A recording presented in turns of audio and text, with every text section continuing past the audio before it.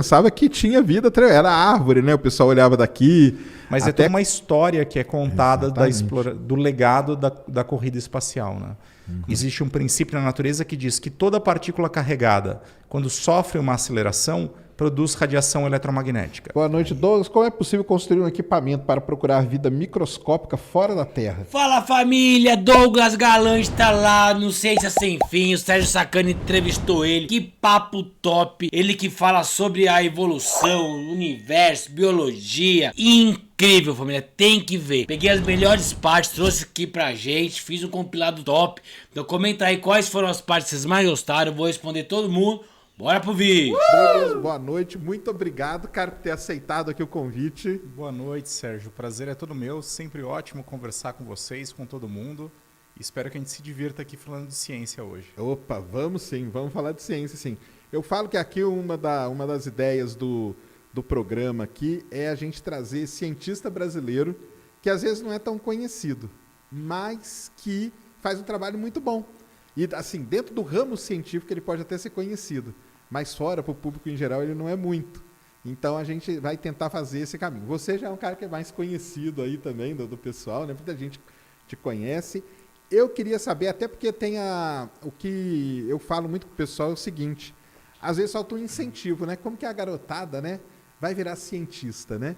E eu conheço um pouco da sua história, sei que você tem uma história muito legal, do que te incentivou, né? Você queria até ser astronauta, não tem isso? É isso mesmo. Quando eu era pequeno, meu sonho era ser astronauta e eu demorei um tempo para descobrir o meu caminho aí pela vida, mas eu tive a oportunidade de participar de um acampamento de verão que a NASA tem nos Estados Unidos. O Space Camp. Legal. E lá eu fui descobrir um pouco mais como era, assim, eu conheci astronautas de verdade e tive, uma oportunidade única, né? E aprendi os caminhos para ser astronauta, que você podia ir ou pelo caminho dos pilotos, para ser piloto de teste, afins, ou ser cientista e ser especialista de missão. Sim. Eu falei, olha, tá aí um caminho que me agrada, né? Eu sempre gostei de física, de matemática, de ciências, de entender sobre o mundo, então eu decidi naquele momento que o meu caminho era ser cientista. E com o tempo eu fui descobrindo o meu caminho, decidi pela física, que era a área que eu mais gostava na época, no colégio. Legal. E entrei em física na universidade. E depois fui fazer ciências moleculares, que é o curso que eu acabei me formando. Olha só, né? E é legal, né? Porque isso lá, por exemplo, lá nos Estados Unidos, o incentivo é ali, né? Tá na esquina para o pessoal, pois né? É, já começa com a criançada e você vê aquela molecada toda fazendo aquilo. É uma possibilidade real, né? E eu acho que é uma coisa que a gente tem que mostrar cada vez mais para nossa molecada também, que é uma possibilidade de fazer ciência. Apesar dos tempos duros que estamos vivendo aí, exatamente. É uma possibilidade real fazer ciência no Brasil. E acho que a gente tem que ver que isso é um caminho. Inclusive a ciência espacial, né? Que a gente está começando, tomando os primeiros passos agora, engatinhando ainda, mas você mesmo tem seus projetos aí de soltar balão, que a gente estava conversando agora há pouco. Então, soltar balão, ir para alta atmosfera ou até para baixa órbita é uma possibilidade real. Exatamente. E você foi para Houston lá? É em Houston que você foi? É em Huntsville, no Alabama. Em Huntsville, você foi em Huntsville. É porque esse Space Camp em Houston ali, eu lembro que tinha... Eu ia muito em Houston na época, eu trabalhava aí na indústria do petróleo e tal, e sempre tinha os Space Camp ali em Houston, porque em Houston é um lugar famoso de astronauta, né? Sim, com certeza. Tem muito lá. Não, isso aí é mesmo, cara, tem uma grande possibilidade. E aí você foi fazer física então, né? Eu entrei em física na USP. Aí, lugarzinho bom, hein? Divertido, e tava adorando física na USP, e daí coincidências da vida, né? Eu tinha uma amiga que entrou em física, eu acabei conhecendo uma pessoa, uma amiga que se tornou uma grande amiga minha, que tinha entrado em física, mas tinha o objetivo de transferir para o curso de ciências moleculares. Olha só. Que é um curso que existe na USP, e só na USP com essa modalidade, que você tem que entrar em qualquer curso de graduação da USP, e depois você faz uma prova de transferência interna. Interna, isso. E ele é um curso voltado a formar cientistas. E ela tinha entrado na universidade para esse curso. E ela me perguntou, olha, eu vou prestar essa prova, só que eu não queria ir fazer a prova sozinha. Você não quer ir fazer a prova comigo? Olha só. Eu falei, eu não estou fazendo nada mesmo, né? Vamos lá, vamos fazer a prova. Fiz a prova com ela e acabei passando. E depois que eu passei, eu falei, por que não experimentar, né? Já que é uma coisa nova. Eu estava gostando muito da física. Já tinha me decidido seguir a carreira ali e tudo.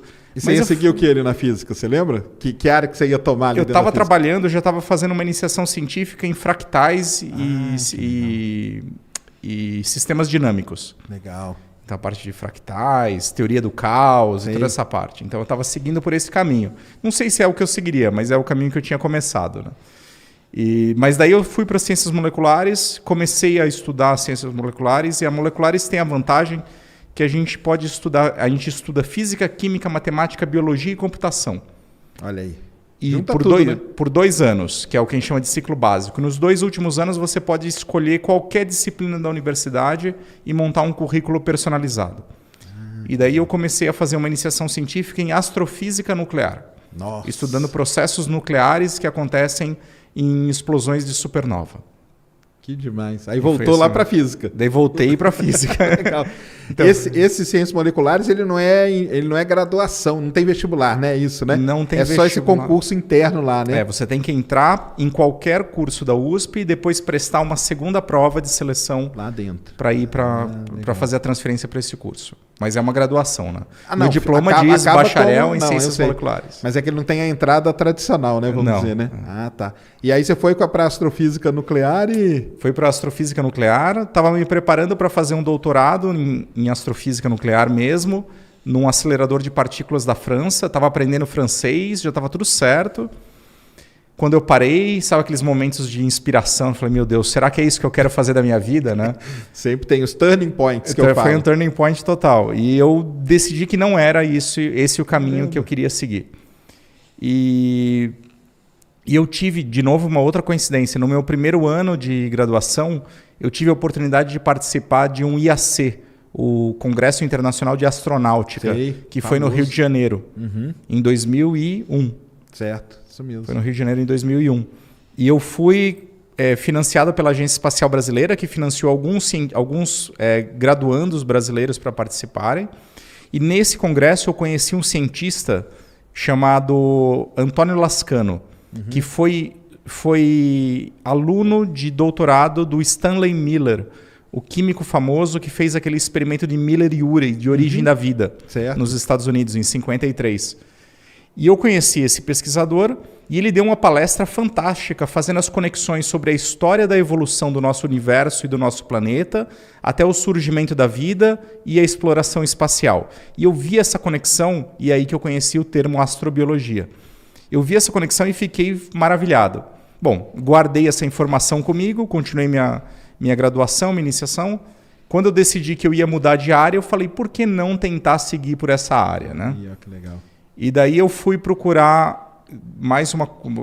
São um monte de coincidências, né? É assim, a vida é assim mesmo. No final da graduação, como eu podia escolher qualquer disciplina da USP, eu decidi escolher a disciplina mais estranha que eu podia encontrar dentro da astronomia.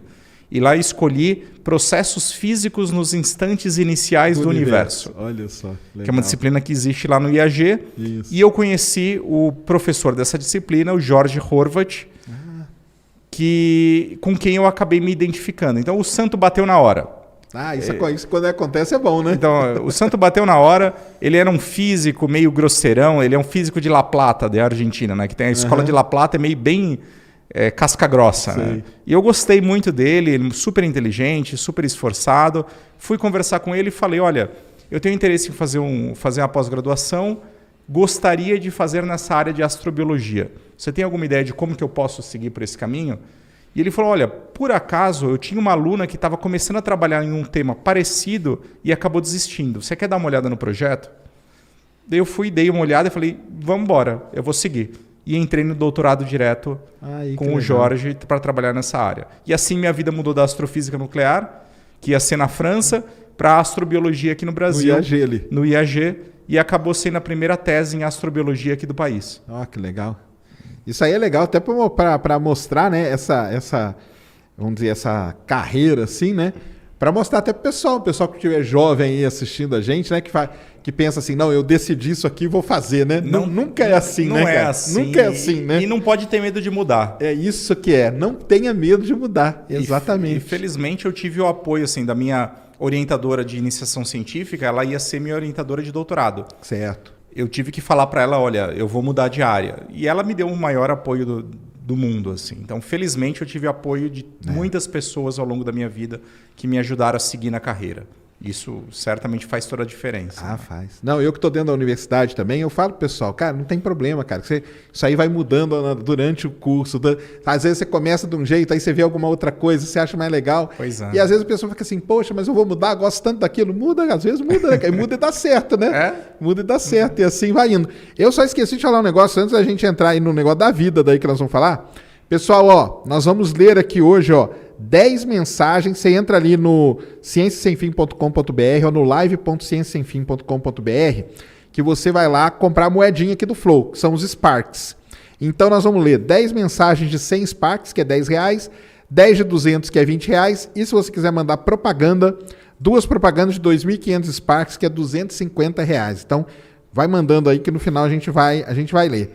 E aí você foi para a astrobiologia para estudar o negócio da vida, a vida origem da vida e tudo mais. Eu comecei, na verdade, no meu doutorado estudando o fim da vida. O fim, eu comecei pelo final. Ah, tá. Eu comecei continuei com explosões de estrelas e entendendo como que o processo da explosão poderia interferir com os planetas na vizinhança. Acabar com a vida em algum planeta. Acabar com a vida. Olha só, que é um medo que o pessoal tem, né? É um medo. Betelgeuse, né, que teve aquele queda de brilho, né? O pessoal falou, e aí, será que ela explodir, ela vai acabar com a vida aqui na Terra, né? São coisas que a gente se pergunta e foi isso que eu estudei no meu doutorado.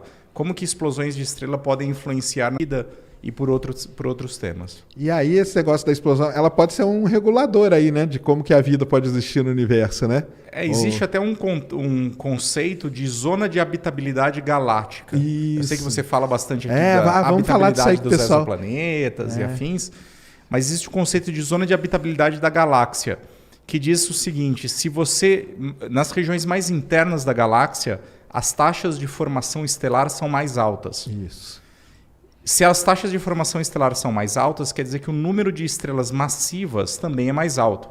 Você pega lá a função de Salpeter, enfim, que dá a distribuição de estrelas por massa, você vai ter mais estrelas de alta massa. Isso quer dizer que o número de explosões estelares é mais alto. Ou seja, o centro da galáxia é um lugar que é hostil à vida. Então, quanto mais próximo você está no centro da galáxia, maior a chance de você estar num planeta que em algum momento vai ver uma supernova perto o suficiente para aquilo ser danoso para a vida. Agora, se você começa a ir muito fora da galáxia, na periferia, as taxas de formação estelar são baixas. E você acaba tendo estrelas, primariamente estrelas menores e estrelas mais velhas. Então você não tem tanta explosão estelar, não tem uma taxa de formação estelar tão alta, você não vai ter matéria-prima para formar planetas tão grande. Isso. Então existe uma região ótima aí que não está nem muito perto, onde tem muitas explosões, nem muito longe, onde você tem poucas explosões. Então as explosões, apesar de poderem ser danosas, elas também são necessárias para a formação dos planetas e formação da química da vida. Né? Porque, na verdade, é quando a supernova explode que ela espalha aquele monte de elemento, né? Ela produz e espalha os elementos. Né? E a onda de choque dela que acaba estabilizando as nuvens também, né? Para começar a formar as estrelas, né? E tudo, né? Então, o processo de formação estelar é disparado por ondas de choque de supernova. Isso que é legal, né? Como que a supernova, que ela é o fim da vida de um objeto, né? Ela pode ser o início de um monte de outras coisas, né? Com certeza. Isso que é fascinante na astronomia, não? Esse negócio da vida. E só para o pessoal saber, a gente fala que tem a zona habitável do planeta, é onde a água fica em estado líquido na superfície, né? Na distância da estrela. E aí tem a zona habitável agora da galáxia também, né? Habitabilidade de galáxia, porque tem que levar tudo isso em consideração. E o lance da vida, né? Que o pessoal adora, né? Isso aí o pessoal adora saber o negócio da vida e tudo mais, né? Primeira coisa, qual que é a definição de vida? Que esse negócio já pega aí, né? O negócio da vida já pega aí, né? Será que um vírus é vida? Uma bactéria é vida, né? Então, tem a resposta covarde, que é a resposta da definição oficial de vida da NASA, né? Que vida é todo o sistema químico é tudo sistema químico, autossustentado, capaz de sofrer evolução darwiniana. Aí. Que é uma definição do químico Gerald Joyce de 1994, que a NASA adotou como definição oficial. Aí. Ela é uma definição super geral, né? Na verdade. Cabe tudo aí dentro. Então, cabe vírus, cabe bactéria, cabe agente, cabe planta, enfim. Cabe qualquer coisa aí dentro. Então, não é uma definição tão pragmática. Não é uma definição que me permite construir um equipamento que vai procurar por vida em Marte. Né? Isso. Então, quando você vai para essa questão da detectabilidade da vida, você precisa ir para modelos mais pragmáticos. Você precisa saber do que a vida é feita.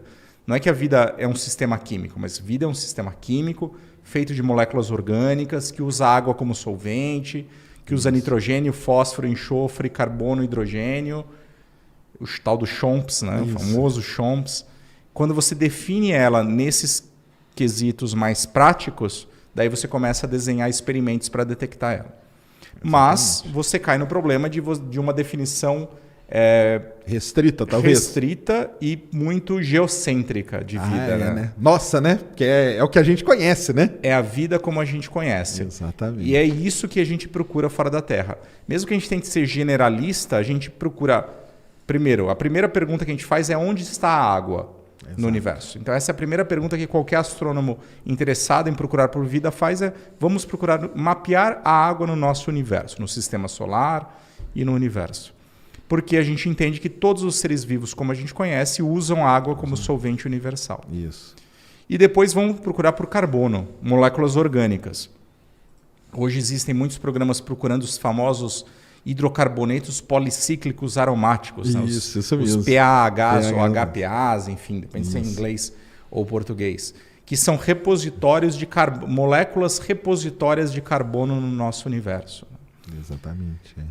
Então, a gente procura por água, depois procura por carbono e a partir daí procura por entidades mais complexas, células e subprodutos de células, né? Moléculas mesmo.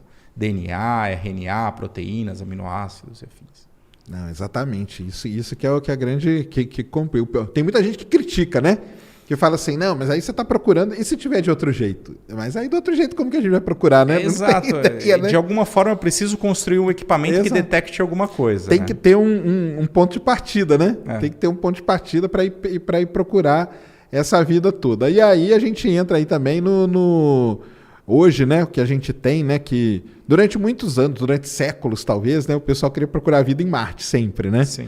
E aí, depois de um tempo para cá, as coisas meio que mudaram aqui, pelo menos aqui no Sistema Solar, né? Que a gente foi atrás ali mais das luas, né? De Encélado, Europa e tal. Porque Marte é aquele desertão seco, né? A água, não tem água líquida na superfície, pelo menos. Vai ser muito difícil, né? Talvez na subsuperfície tenha água líquida.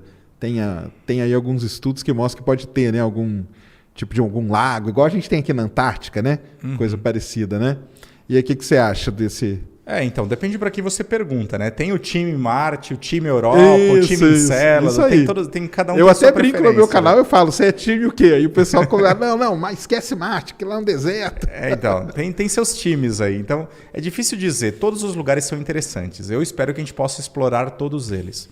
Tem até as nuvens, né, de Vênus, ali o Carl Sagan, né? As nuvens de Vênus e Júpiter, né? Que deu toda aquela história, aquele bafafá com a fosfina alguns meses atrás, né? Mas Marte, normalmente as pessoas entendem que Marte é mais interessante para a vida extinta. Isso. Porque Marte no passado, alguns bilhões de anos atrás, teve condições de habitabilidade na superfície. Teve água líquida em abundância, teve oceanos, teve atmosfera, teve uma temperatura agradável e, portanto, teve todas as condições de abrigar a vida. E a gente imagina, e existem algumas pessoas, inclusive, que dizem que a vida é um imperativo cósmico. Dado o momento que você atinge as condições necessárias e suficientes para que a vida surja, ela vai surgir. Isso é uma visão, né? Óbvio que não precisa não precisa ser um fato, não é uma lei. É uma visão de mundo. Mas se isso é correto, talvez a vida tenha surgido em Marte e talvez com o tempo, com a perda do campo magnético do planeta, o resfriamento, a perda de água, de hidrogênio, né? De água, da atmosfera, a vida tenha se restringido no subsolo e talvez ela esteja extinta. Certo. Então, na superfície, pode ser que a gente encontre fósseis. E é isso que as sondas atualmente no planeta, Isso. a Percy, a Perseverance, O Perseverance está lá atrás disso, né? está atrás de resquícios dessas células que podem ter vivido bilhões de anos atrás. E é alguma das coisas que a gente faz no Sirius, por exemplo, também, né? A gente desenvolve metodologias para procurar por esses sinais de vida muito antiga. Isso. Agora, Os equipamentos que ela levou são alguns até parecidos com ali, né? Com o Watson, o Sherlock, né? Que é a maneira ali de como encontrar o tal dos fósseis de micro-organismos, né? Sim, as técnicas elas são baseadas naquilo que a gente desenvolve em laboratório. Então, é mais ou menos a mesma coisa miniaturizado, né? Claro que a gente não vai mandar um Sirius para Marte, né? Ainda não. Ainda não, né? Um dia... Mas quem sabe... Mas a gente manda equipamentos miniaturizados que conseguem fazer alguns experimentos e planeja também trazer amostras de Marte para a Terra para trazer para o Sirius e outros grandes equipamentos como esse. Agora, então Marte a gente se baseia mais em vida extinta. Em Europa e em Encélados, a gente pensa mais em vida atual, presente e viva, né? Exato. Realmente, metabolicamente ativa. Porque como você sempre diz aqui, né, e descreve, essas luas são grandes oceanos que estão orbitando Júpiter e Saturno, né? Tem mais água lá do que na Terra, nessas luas. E são oceanos de 100 quilômetros de profundidade, com fontes hidrotermais ativas. É isso que eu queria... porque quando a gente fala que vai ter vida, você tem que ter a água, você tem que ter vamos dizer assim, os nutrientes, né? Todas essas moléculas, né? Orgânicas e tudo mais, e tem que ter uma fonte de energia também, né? Para você poder, eu brinco, eu falo pessoal assim, até ver corrigir, você pode corrigir, eu falo assim que é tipo um bolo, né? Você tem que ter lá a farinha, a água. Você encontrar a farinha, você encontrou um bolo? Não, você encontrou a farinha. Agora, se você tem a farinha, a água e um forno certinho, com a temperatura ideal, e você colocar aquilo lá, vai virar um bolo. E a vida acho que é mais ou menos isso, né? Você tem que ter a energia que vai cozinhar tudo isso para surgir, né? Ou não? Não, é isso mesmo. A analogia é perfeita. Tem uma escola, quando a gente fala de origem da vida, tem as escolas que falam que o que veio primeiro foi a compartimentalização celular, a membrana. Beleza. Tem algumas que dizem que o que veio primeiro é o sistema informacional, o DNA e o RNA. E tem algumas que dizem que veio o metabolismo, certo. As proteínas e as enzimas. São os 3 constituintes básicos da célula. Mas existe uma outra escola, que inclusive é uma que eu me aproximo mais, que diz que o que veio primeiro foi o desequilíbrio químico. Ah, tá. A base da vida, todo o sistema, a lógica da nossa vida, ela depende do desequilíbrio químico e de gradientes químicos. Depende de você fazer aquelas bombas de prótons. Você lembra que joga hidrogênio para fora? Uhum. E quando ele entra, ele gira a ATPase, que gera ATP. Certo. A base da nossa vida depende desses desequilíbrios, que são gradientes. Gradientes químicos, gradientes de pH, gradientes de elétrons, gradientes de prótons. Então, o que você precisa é uma maneira de gerar esses gradientes, que é a energia. Aí é uma energia, fonte de né? energia. Isso. É uma fonte de energia. É que tem que ser uma fonte de energia capaz de gerar desequilíbrios químicos. Certo. Se você tem isso, você tem a base para a vida como a gente conhece. E aí as fontes hidrotermais seriam esse local, né? Por isso tem várias teorias de origem da vida do nosso próprio planeta que colocam o lugar da origem da vida nas fontes hidrotermais submarinas. Isso. E aí o pessoal fala que lá em Encélado, em Europa, deve ter ali na base do oceano, né? Encélado, o pessoal parece que já tem meio, né, a ideia disso mesmo. Europa que a gente não sabe ainda direito. A gente precisa medir o conteúdo dos geysers aí para ver se tem hidrogênio molecular, enfim. Exato. E aí seria mesmo, então, aí a vida presente, né? E a gente está falando de vida microbiana. Isso aí, né? Isso aí nós já vamos passar para isso aí, exatamente. Mas que é vida do mesmo jeito, né? Claro. Não deixa de ser. E Titã, que o pessoal fala bastante, né? Porque ali é tudo hidrocarboneto, né? É o único lugar que tem líquido, né? Sim. Fora a Terra na superfície. Sim. Na superfície é Titã, né? Sim. A Europa Encélado, a superfície é gelada, congelada, né? Isso. E aí, Titã, dá para desenvolver vida naquele hidrocarboneto ali? Pergunta complicada. Eu já vi experimentos que o pessoal tentou, né? Tentou reproduzir em laboratório alguma coisa, né? E como que... Tem alguns experimentos em bioquímica exótica que tentam usar... Porque Titã são lagos de etano e metano líquidos, isso. Né? E lagos, rios, oceanos, chuva, enfim. Você precisaria ter alguma molécula que forma polímeros nessas condições. Temperaturas baixíssimas, então, temperaturas criogênicas e que formem polímeros e que permitam reações químicas nessas condições. Hidrocarbonetos, como a gente conhece, outros hidrocarbonetos, então moléculas orgânicas, células, proteínas, enzimas, enfim, não funcionam nessas condições. Existem algumas propostas que nessas condições polímeros de silício funcionariam. Que é a tal que o pessoal fala, a vida baseada no silício, Vida né? baseada em silício, mas isso é uma teoria por enquanto. Entendi. Existem alguns experimentos mostrando que esses polímeros se formariam e seriam reativos nessas condições, mas nada que tenha passado ao ponto de montar um sistema biológico com isso ainda. Então a gente ainda está aprendendo. Por enquanto, não parece ser possível, não é óbvio que isso vai funcionar. Mas pelo menos Titã, mesmo que não tenha vida, Titã é um enorme laboratório de química pré-biótica. Isso é que é legal. De como que as moléculas orgânicas se formaram e talvez como que a base da vida tenha surgido no nosso próprio planeta.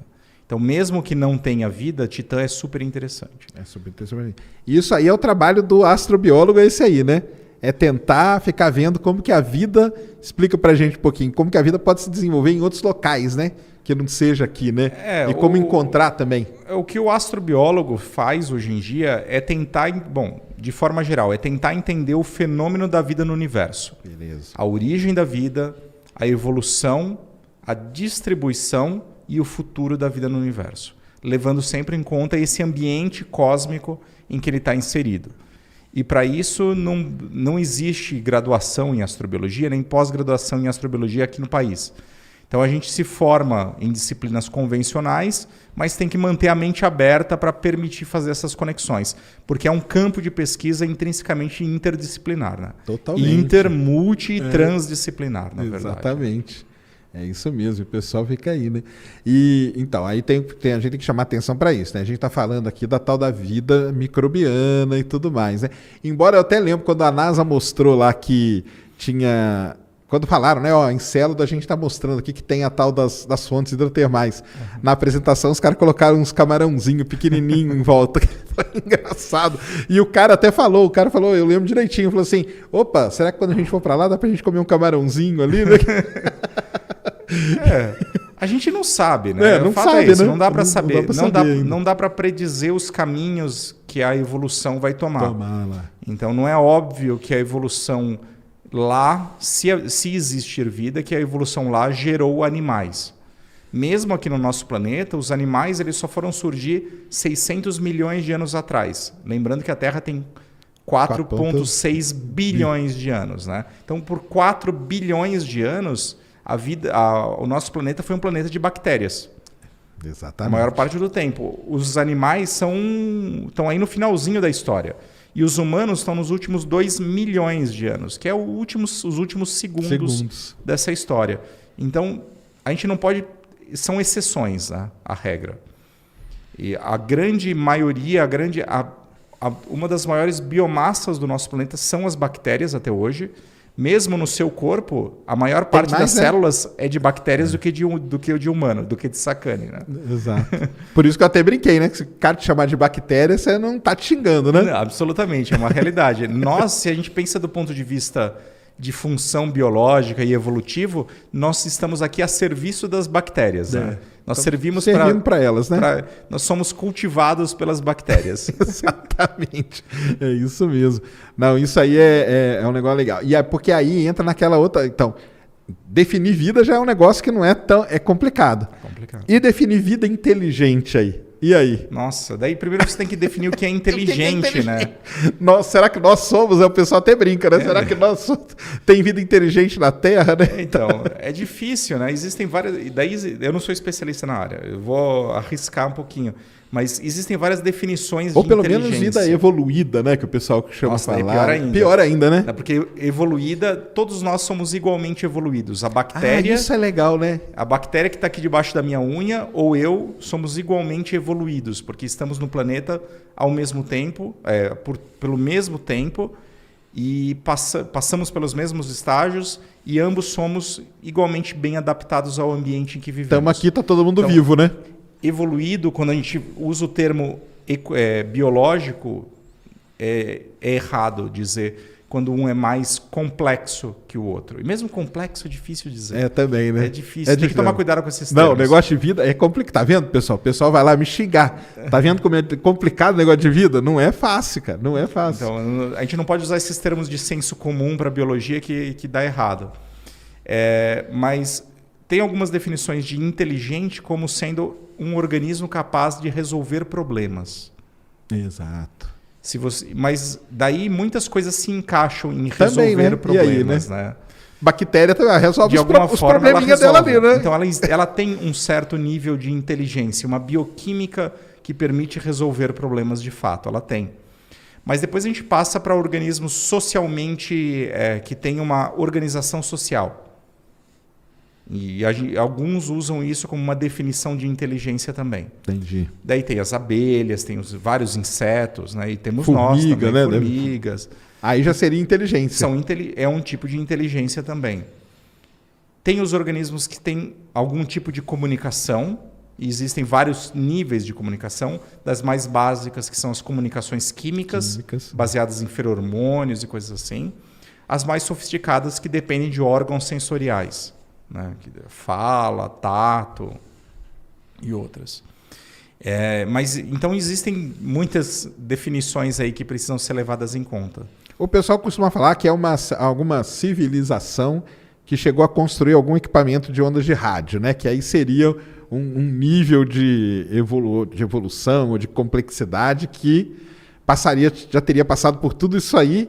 Por isso que quando o pessoal procura por vida, procuram por sinais, vida inteligente, igual como a gente fala, né?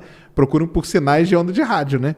Porque seria ali o nível que eles, né, adotaram, né? É uma escolha arbitrária, né? Arbitrária, mas, acima totalmente, de tudo, é uma escolha baseada pragmática naquilo que a gente consegue detectar. Porque ondas de rádio são fáceis de serem detectadas. Basta que a gente ponha uma antena e a gente vai procurar por sinais disso.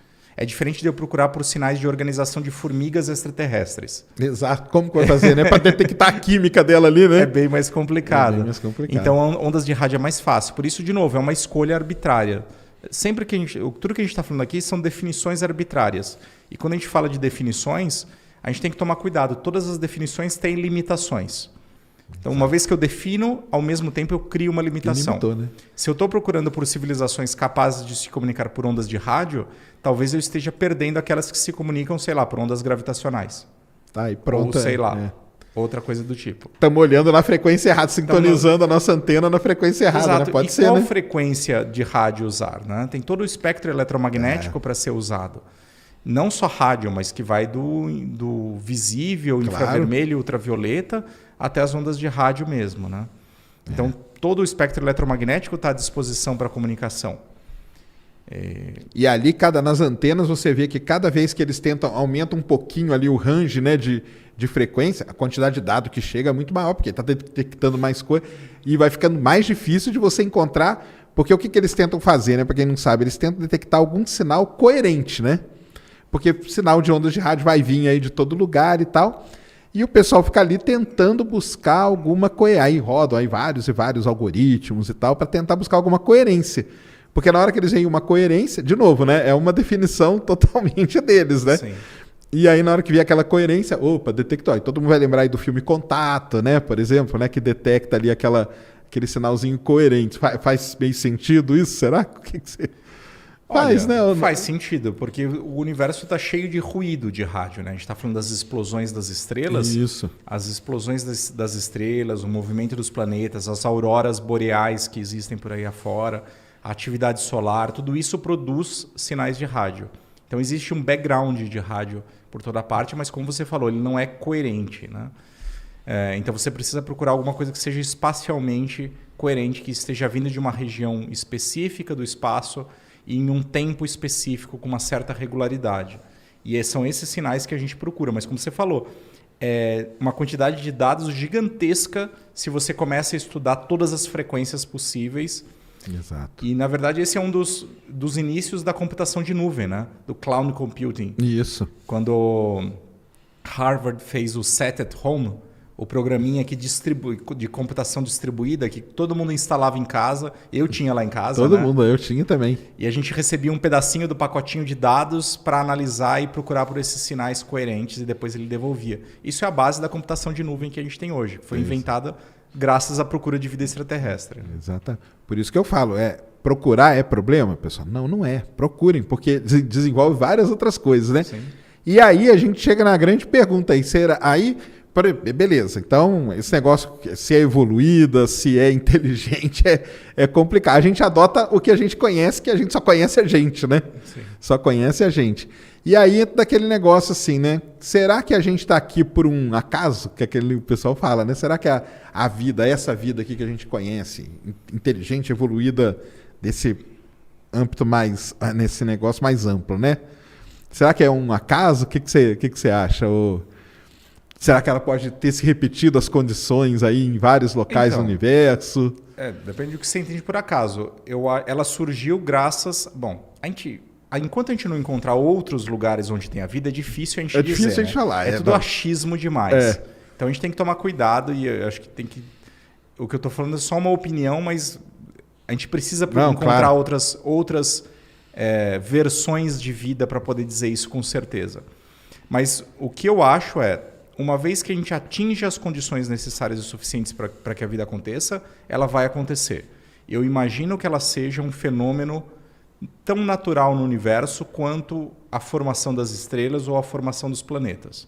Basta que a gente tenha essas condições, ela vai acontecer. Por isso, eu sou favorável a gente continuar procurando por vida nos exoplanetas, continuar procurando por vida no sistema solar, e eu acho que a gente vai encontrar e deve encontrar na próxima década, assim, algum tipo de sinal de vida. Acredito que vida bacteriana, vida microscópica desse tipo, que é a vida mais comum que a gente imagina encontrar, que a gente imagina existir no universo. Mas eu acho que ela é realmente um fenômeno natural comum no universo, mas que depende de vários fatores estarem na condição ideal. Que eu ia chegar... Isso não é óbvio que acontece em qualquer lugar. Exatamente. Porque o que eu falo pro pessoal, por exemplo, o pessoal vai lá e fala assim, eu não acredito, cara, que tenha outra vida igual a nossa aí pelo universo, entendeu? Eu falo, numa boa. Como assim? Que você não acredita? Aí eu falo, não, cara, não... Porque eu falo o seguinte, será que a gente, até aproveitar para te dar essa dúvida aí, será que a gente conhece todas as variáveis que tiveram que estar ali e elas têm que estar todas equilibradas, né? Sim. Porque se tiver, eu brinco, pessoal, se tivesse 2% a mais de oxigênio na nossa atmosfera, ou 2% a mais de nitrogênio, talvez não seria a gente, né? Talvez poderia ser um outro ser, né? Mas será que hoje a gente tem ideia de quais seriam todas as variáveis para a vida humana, para a nossa aqui, que teve que acontecer para a gente estar aqui? Nossa, é pior ainda. É pior, a gente não né? conhece nem todas as variáveis para as bactérias. Para as bactérias, é isso que eu... Então, é isso mesmo. assim, a gente não sabe a gente conhece alguma coisa dos cenários de origem da vida. Existem vários modelos e teorias que dizem sobre esses cenários. Mas a gente não sabe o quão robustas são essas teorias. Ou seja, isso que você falou, quanto que eu posso variar dos parâmetros e obter o mesmo resultado? Isso a gente não sabe. Simplesmente não sabe. Agora você fez uma pergunta ainda mais complicada. Uma vez que surge a vida e eu começo a rodar a história da vida, será que eu consigo dizer quais são os fatores necessários que precisam acontecer para que as ramificações se deem de forma tal a gerar um humanoide lá no final? Impossível dizer. Impossível. O que a gente entende de evolução é que não é possível predizer os caminhos da evolução. Aí, ó. Não, simplesmente não é possível. A gente não conseguiria... Se a gente voltasse no tempo e passasse de novo a história, provavelmente o caminho seria outro. Caminho. Mesmo que as condições fossem iguais. Porque simplesmente existe um fator de aleatoriedade. Exato. Pode ser, se a gente tem que lembrar que, por exemplo, grande parte dos dinossauros foi extinta lá no KPG, né? Isso. Com a queda do asteroide. Chicxulub lá na Chicxulub, lá no Golfo do México. Grande parte foi extinta, não toda, mas grande parte. E aquilo abriu nicho para os mamíferos proliferarem. Se não tivesse acontecido, talvez o nosso planeta ainda fosse o planeta dos dinossauros. E acabou. e nada de humanos. Ou Se o asteroide tota- tivesse errado, né? errado um pouquinho, fosse um pouquinho menor, tivesse caído em outro lugar, talvez nada disso tivesse acontecido. Então é totalmente sorte. É uma que é o brinco, eu falo que é uma capa. Porque se você pegar o asteroide lá e volta na origem dele, ele tá lá no cinturão de asteroide. Sim. Teve alguma coisa que aconteceu, alguma instabilidade que mandou ele para cá. Exato. Se fosse uma coisa menor ou uma coisa maior, ou ele podia ter passado direto, ou ele podia nem ter chegado aqui Ou extinto a vida do planeta inteira. inteira, né? Porque ali no KPG foi 75%, né? Sim. Poderia ter sido mais, né? Ou poderia ter sido menos e sobrado aí uns dinossauros maiores, né? Sim. Então é um negócio... É imprevisível. Essa é a lição que a gente tem que tomar de casa. E por isso que é muito difícil a gente dizer que vai existir um humanoide. Como você falou, eu também não acredito que existam humanoides. Eu adoraria, eu sou Star Trekker, né? Adoraria explorar outras civilizações, mas eu acho que se a gente um dia for explorar o universo, a gente vai encontrar coisas muito mais estranhas do que homenzinhos verdes ou coisas parecidas. Acho que a gente vai encontrar vida muito mais interessante de ser estudada. Então, É isso que é legal, né? Seria mais interessante encontrar um negócio diferente, né? eu acho, pelo menos. Encontrar um parecido com a gente, sei lá, né? Exato. Seria mais legal mesmo. E você conhece a equação do Drake, né? Que Sim. ele tentou, né? Ali, colocar ali mais ou menos, né? Uma coisa que eu acho legal da equação do Drake, quando ele criou ela lá na década de 60 e tal, né? A gente não tinha nem ideia de descobrir exoplaneta nenhum, né? E hoje o pessoal já dá uma revisada na equação dele com os exoplanetas que foram Sim. descobertos, né? O que você acha da equação do Drake? Você acha que é uma Bom, tentativa válida? É uma... Bom, o próprio Drake falava que ele escreveu aquela equação. Primeiro ele escreveu a equação nas coxas mesmo, né? Foi no guardanapo.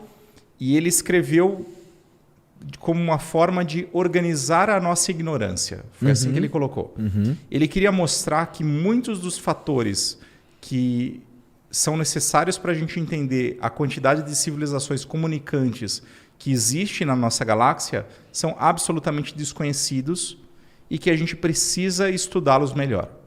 E então ele direciona o estudo das civilizações comunicantes na galáxia. Ele não serve... Ele falava isso. Eu conversei com ele já uma vez e ele falou... Conversou não com serve. ele? Eu tive a oportunidade de conversar com ele. Gente boa ele. Muito gente boa. Conversei nos Estados Unidos numa Astrobiology Science Conference. Olha que demais. E ele falava, a equação não serve para fazer contas. Ela só serve para organizar a nossa ignorância. E, felizmente, hoje a gente conhece um pouquinho mais de alguns dos termos delas, né? Alguns têm um pouquinho menos de incerteza, né? Um pouquinho menos de incerteza. Então, agora a gente sabe um pouquinho... A gente sabe sobre a taxa de formação de estrelas e a gente sabe um pouco mais sobre a taxa de estrelas que tem planetas e quantos planetas por estrela. Então, a gente começa a aprender alguns dos termos. Claro que faltam vários. Né? Exato. E são os mais cabeludos da equação. Exato. E deve ter vários... E a equação... E por isso que eu falei daquele negócio das variáveis ali, né? Porque a equação dele pode sair crescendo também quase que infinitamente, né? A gente pode ir destrinchando esses Aqueles termos, né? termos, né? Em subtermos, então ela pode ficar muito mais complexa. Então, claro. Ah, então isso que é por isso que é muito... Mas é uma tentativa válida nesse sentido, para direcionar qual é o caminho Claro. para a gente entender a habitabilidade da galáxia e do universo. No final. Isso. E é esse negócio que a gente falou mesmo, cara. O procurar é legal, né? E o procurar vai... Além de você ir atrás... Quando você vai atrás da vida, você começa a descobrir um monte de coisa. Igual o pessoal fez lá os novos equipamentos para tentar detectar os sinais de rádio e acabaram com isso descobrindo um monte de FRB, que a gente chama, né? Que é Fast Radio Bursts aí. Sim. Que a gente não tinha descoberto quase nenhuma até então, desde 2007. E por conta desse equipamento novo que eles colocaram lá. Então... É assim, você tá usando uma coisa para descobrir, mas acha outras, né? Com certeza. E aí, igual lá o lance do Set at Home, que era muito legal, e aí deu o start aí da computação de nuvem. Então, o procurar é muito válido, né? E agora, você vai achar ou não, aí já é um outro, né? Já viu o filme Europa Report? Já vi. Já ia? O que você achou? Eu falo que o filme ele é tão ruim que ele chega a ser bom, cara. Então, eu gostei, eu gosto de filme trash, né? No final, a Lula aparecendo. Isso mesmo. Então, aí por isso que eu ia falar, porque é a Lula, né, cara? E o polvo, né? O que é o polvo? Porque o polvo, será que ele é um extraterrestre aqui na Terra? Tem gente que fala isso, né? O polvo tem uma história evolutiva muito interessante, né? Porque ele desenvolveu inteligência e órgãos sensoriais uma proporção de sistema nervoso para o resto do corpo que é parecido com o nosso, né? Ele tem uma capacidade de comunicação e sociabilização e resolução de problemas quase tão boa quanto a nossa. E o mais interessante é que a gente divergiu dos polvos, dos cefalópodes, muito cedo na história evolutiva. Então a gente tem muito pouco parentesco. Quer dizer que a inteligência, e não só a inteligência, sistema nervoso, o olho, foram soluções que apareceram independentes em nós e nos mamíferos em geral, nos animais em geral e nos polvos. Então a gente está muito separado. Então parece que é um ser... Isso é uma coisa que... Isso mostra a robustez da inteligência como solução para resolver problemas, solução biológica para resolver problemas e para garantir a sobrevivência no nosso planeta. E isso dá um alento às pessoas que procuram por vida inteligente extraterrestre, porque fala, olha, aqui na Terra surgiu 2 vezes de forma independente, mas são 2 tipos de inteligência bem diferentes, né? Mas são inteligências também. Então, eu acho que isso é interessante para quem procura por vida extraterrestre, porque realmente mostra que a inteligência pode ser uma solução comum no processo evolutivo. Legal, legal demais. Uma coisa que a gente esqueceu, coloca aí pra gente o emblema, né, cara? Tem um emblema no programa de hoje aí, ó, emblema daí, ó. Emblema seu aí, em homenagem a você aí, ó. Volta lá. Que legal. Deixa ele voltar aí. Então você entra aí, resgata o seu emblema, tá aí, ó, em homenagem ao grande Douglas Galante aí, ó. Tá lá procurando vida ali, ó. Obrigado. Adorei. Astrobiólogo Galante. Aí, ó, astrobiólogo Galante, ó. Coloca lá e resgata o seu emblema aí em homenagem aí, ó. Muito legal mesmo, né? E aí, o pessoal aqui... e um outro bichinho também que o pessoal gosta de falar muito, os tartígrados. E aí? Os tardígrados, eles são simpáticos, são, né? São bonitinhos. Os ursos d'água. Isso Eles mesmo. são muito simpáticos. Eles são da classe dos extremófilos. Isso que a gente queria chegar a falar. Isso é muito legal.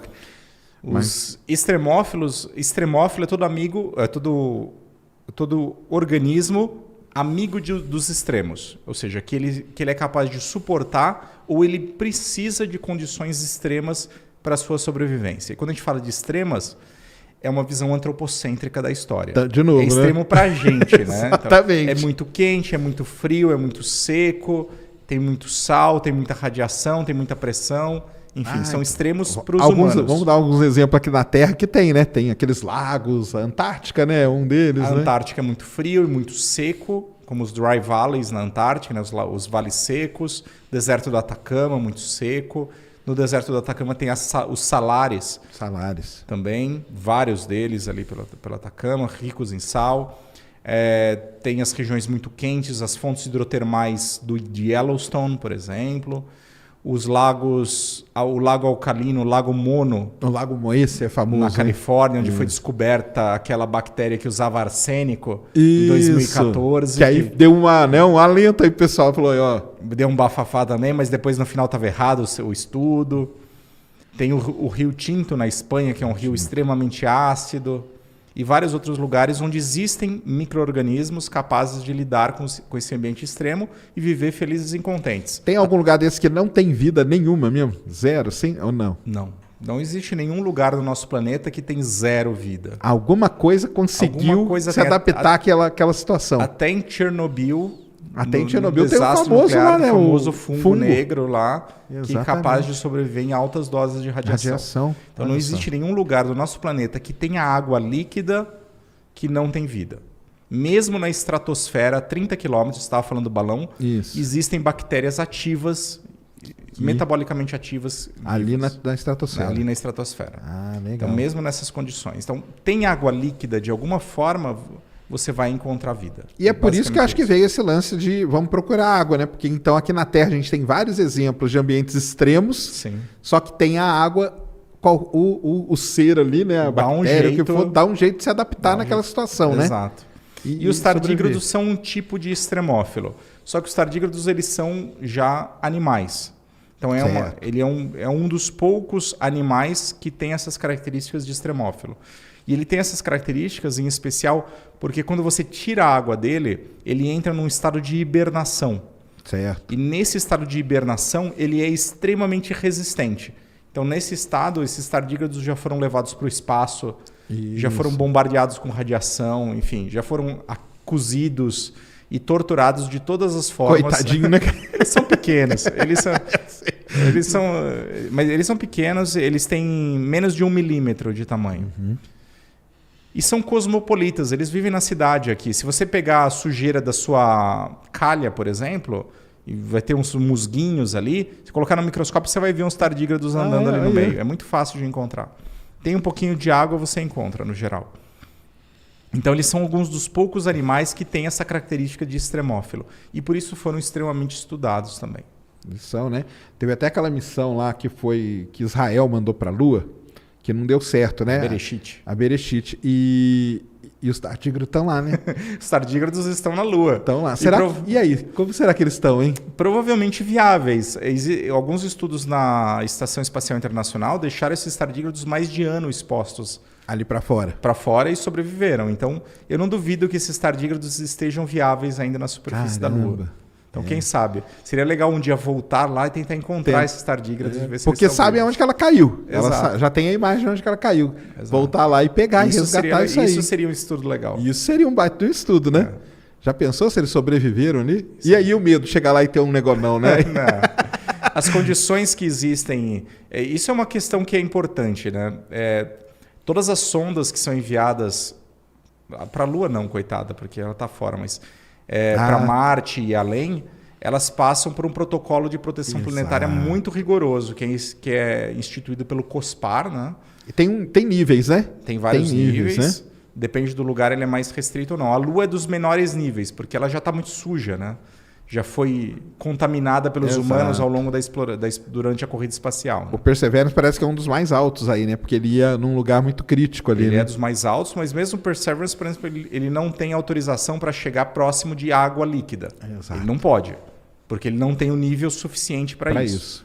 Então, vai ser futuros experimentos que vão chegar em água líquida. Então, a gente sempre se preocupa quando a gente manda uma sonda de evitar ao máximo contaminações desse tipo, né? Para não acontecer o que aconteceu com a Lua e garantir que os ambientes fiquem ali pristinos e intocados, né? Para a gente estudar a vida neles. E nesse lance aí de você, protocolo de limpeza, tem o famoso caso da Viking, né? Que o pessoal fala, né, que pode ter descoberto lá em Marte o negócio, né? Existe uma discussão se aqueles sinais poderiam ser contaminação. Né? Isso, exatamente. Existe essa discussão. Porque não tinham na época não tinha um protocolo tão rígido, né, assim, né?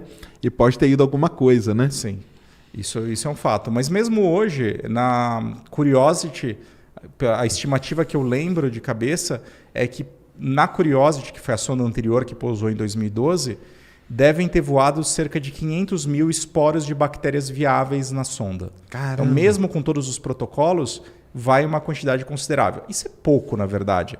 Aqui na minha Coca-Cola, eu tenho em cada mililitro de Coca-Cola, eu tenho da ordem de 1 milhão de bactérias vivendo. É o que você falou, né, cara? O mundo é da bactéria, né? O mundo das bactérias. A gente tá aqui só de negócio. E é por isso até porque o pessoal, por exemplo, né, quando a Cassini estava lá explorando Saturno, jogaram ela em Saturno, né? Exato. Porque se ela bate num encéfalo da vida, ela não tinha, né, protocolo tão rígido também e poderia contaminar, né? Eles decidiram terminar a vida dela mais cedo, jogando ela contra Saturno para evitar de cair em alguma das luas, né? E a Juno, que está lá em Júpiter também, né? O pessoal até pergunta, mas ela não vai passar perto de Europa e tal, e o pessoal fica meio receoso até de fazer ela, porque ela tem uma órbita muito extrema e tal, Sim. De fazer, não, se ela passar em Europa, se ela bate ali, aí porque, né? É difícil, não dá para arriscar, né? Não dá para arriscar, então quando você vai, e é isso, né? Então, quer dizer, o protocolo mais rígido é quando for encostar na água, né? Exato. Esse é o que vai... de novo, por causa do conceito da vida como a gente conhece, Exatamente. A vida precisa de água. Não, é isso mesmo. E aí, então, voltando ali nos extremófilos, a gente usa os balões e tal para justamente estudar eles, né? Que joga ali na 35 quilômetros. Tem toda uma parte de estudo dos extremófilos que é de estudar os ambientes extremos, que é Você microbiologia visita, né? ambiental. Você faz, né, viagem de campo? Fazia, pelo menos? Eu fazia, né? Nos bons Fazia. tempos. De viagem de campo, Espero né? que agora a gente esteja voltando a fazer isso, né? Se tudo correr bem, agora vacinados. Você chegou até onde? No morro, lá nos lagos? Onde você chegou? Eu já fui para a Antártica, já fui para o Atacama, já fui para os Andes e já fui em vários lugares aqui no Brasil também. Legal. Eu tive a oportunidade de ir em vários lugares.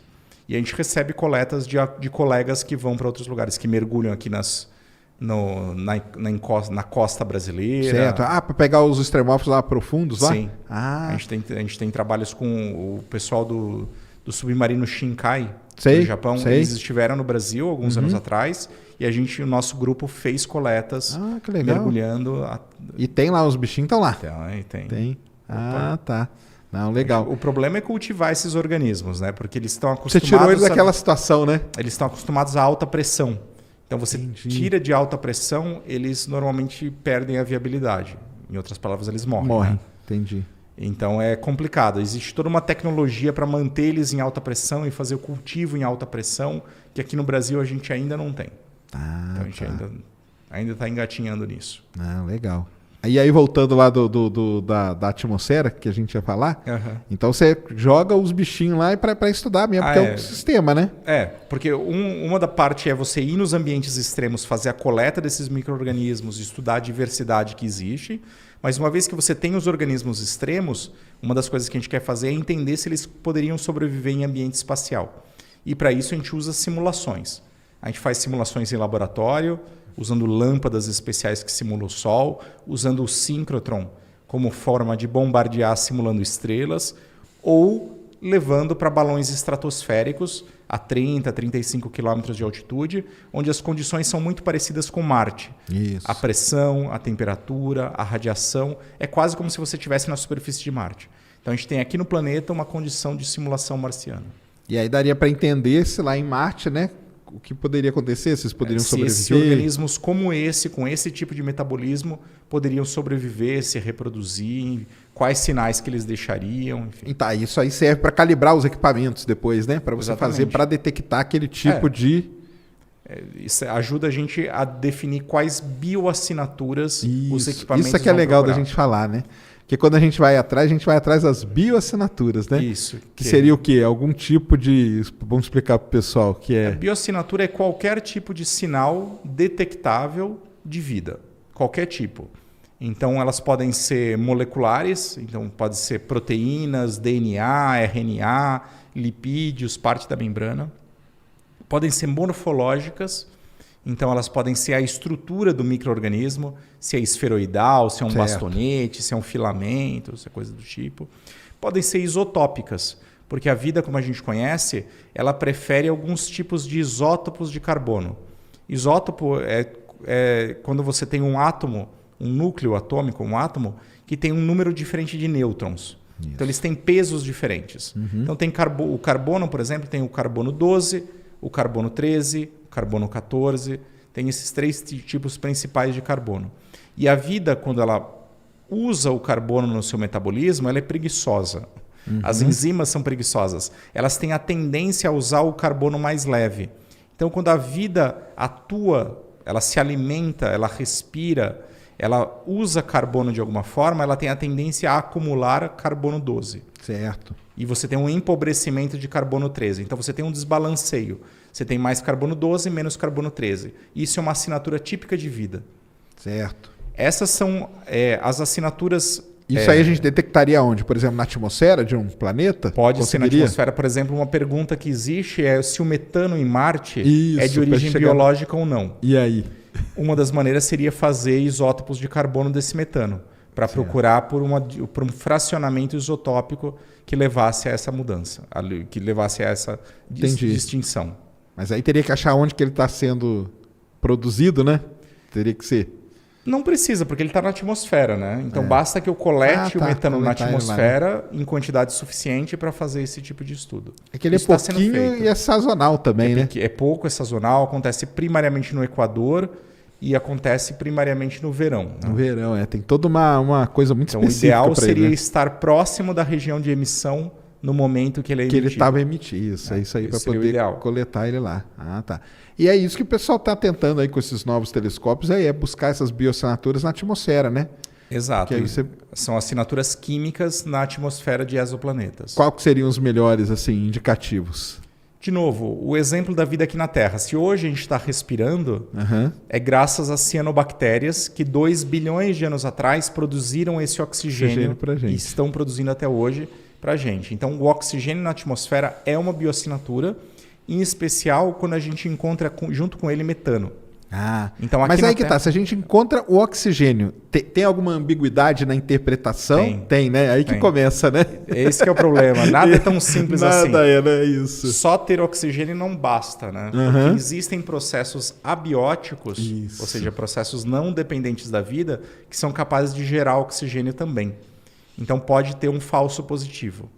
Mas Tem que aí, se tomar você cuidado. for atrás dessas combinações, você começa a É. cercar melhor. É Você isso? começa a cercar melhor. Em especial, existe essa proposta, que foi a proposta feita pelo próprio Sagan, para variar, né? Quase todas essas boas ideias são do Sagan. vem dele, né? Vem dele. De que se você encontrar metano junto com oxigênio, a chance daquele ser um processo biológico é maior. Entendi. É isso mesmo, né? E a fosfina lá em Vênus? O que você achou daqui?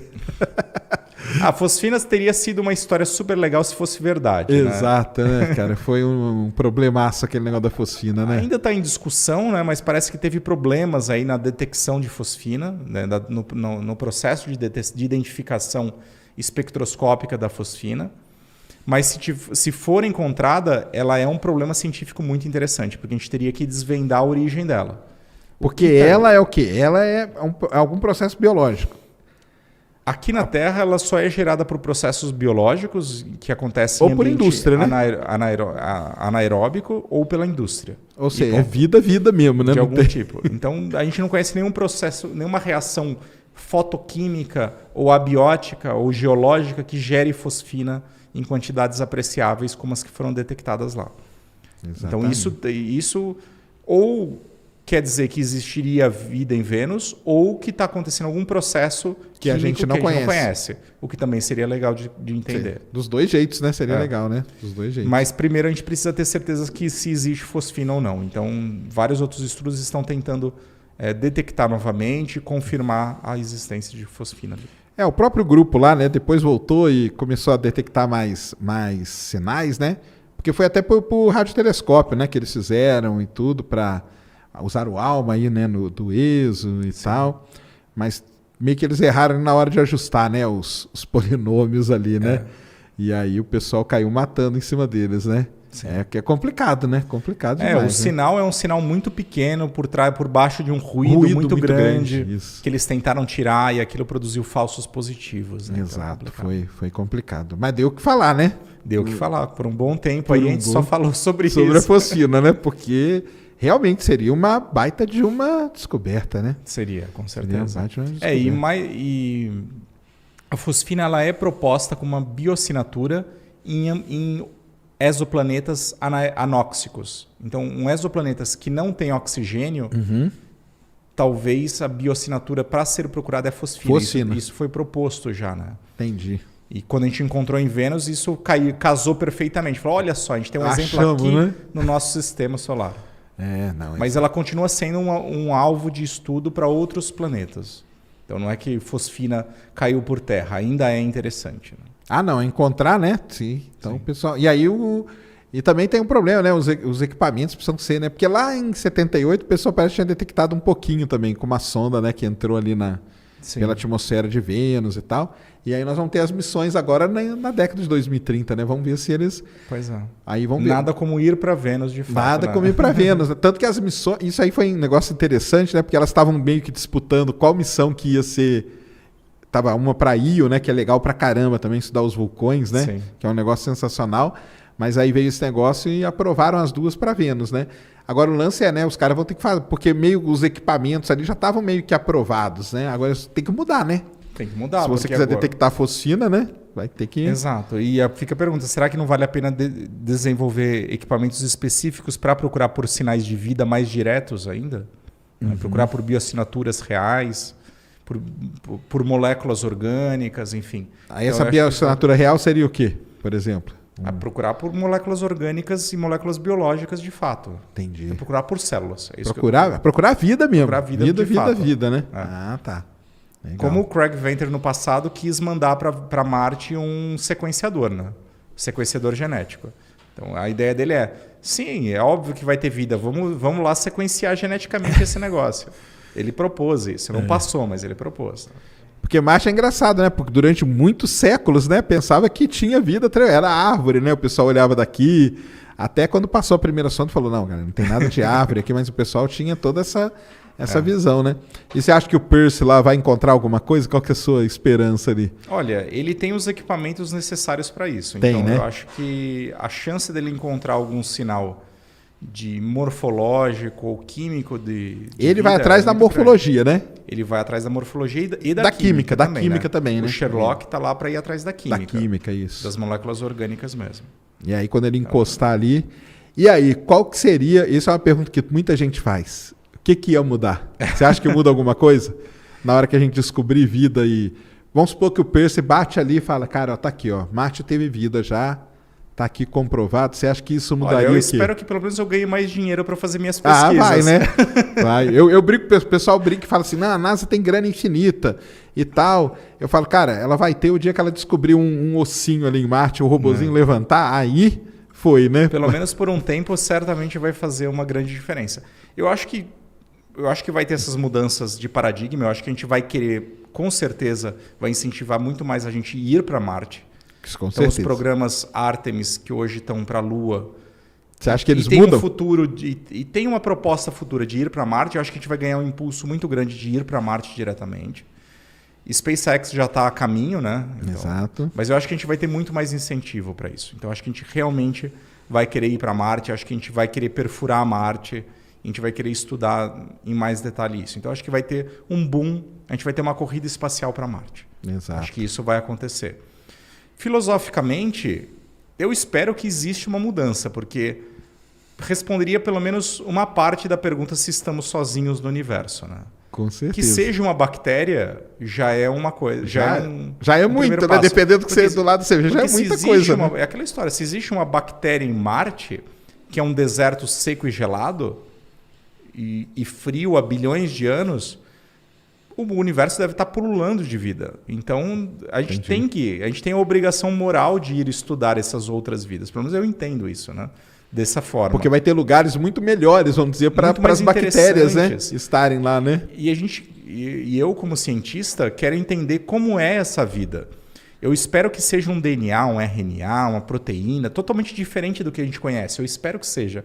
Porque isso vai abrir toda uma nova ciência que pode ser feita. Exatamente. Então, eu espero que seja um renascimento da ciência e que aconteça no mundo, de fato, e uma nova visão de cosmos e do nosso lugar nele. Ah, vai dar, né? Isso é uma visão legal sua, né? Porque muita gente fala assim, não, a gente queria encontrar um negócio igual, né? Não, vamos encontrar um negócio diferente, né, cara? Eu acho muito mais legal. É muito mais legal, né? Do que encontrar um negócio igual nós já temos gente. Aqui tem um monte aí pra você vai estudar, né?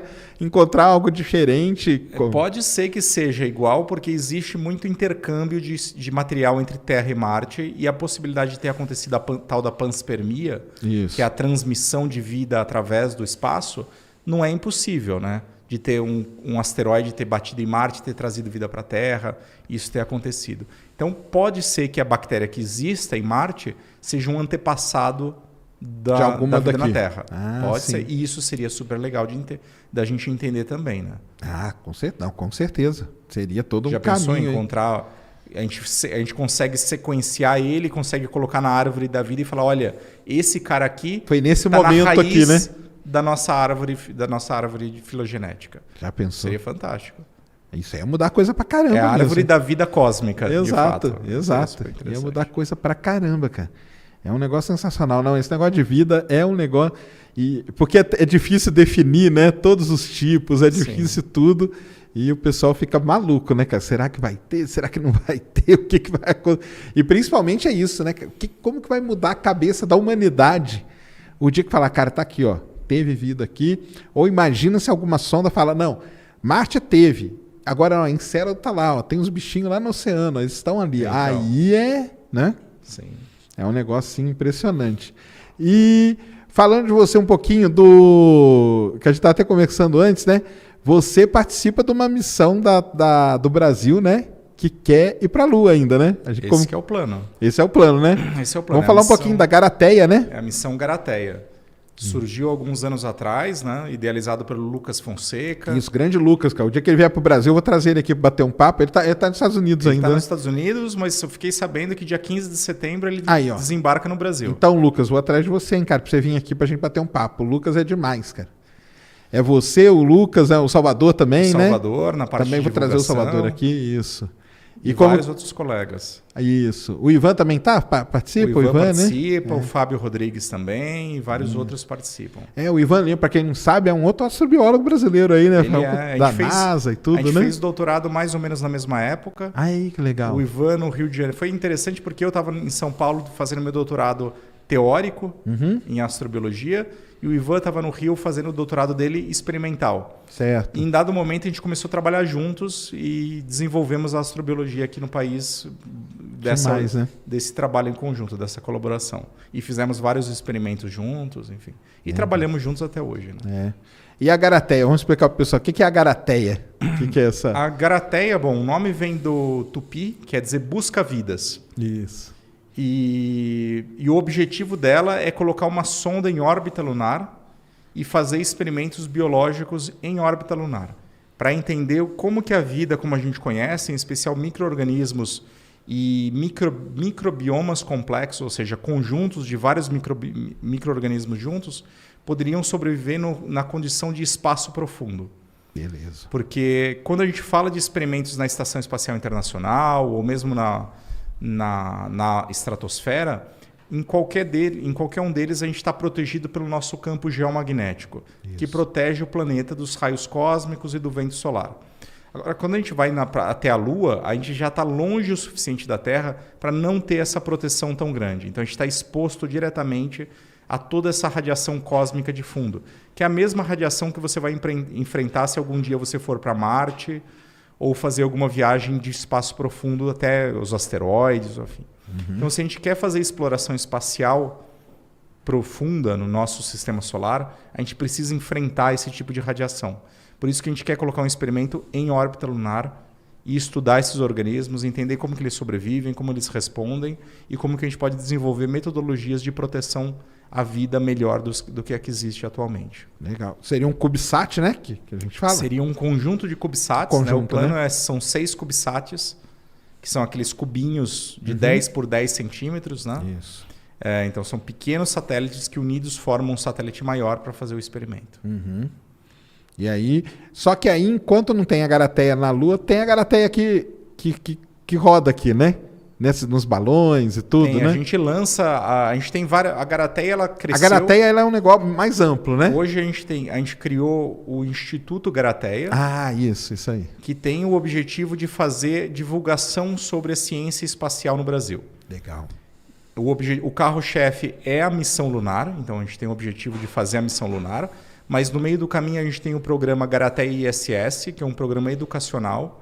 Que o Lucas já mostra bastante, né? Que o pessoal leva experimentos para rodar na estação, né? Exato. A gente lança experimentos de escolas brasileiras na Estação Espacial Internacional, gratuitamente. Então, a gente financia esse processo.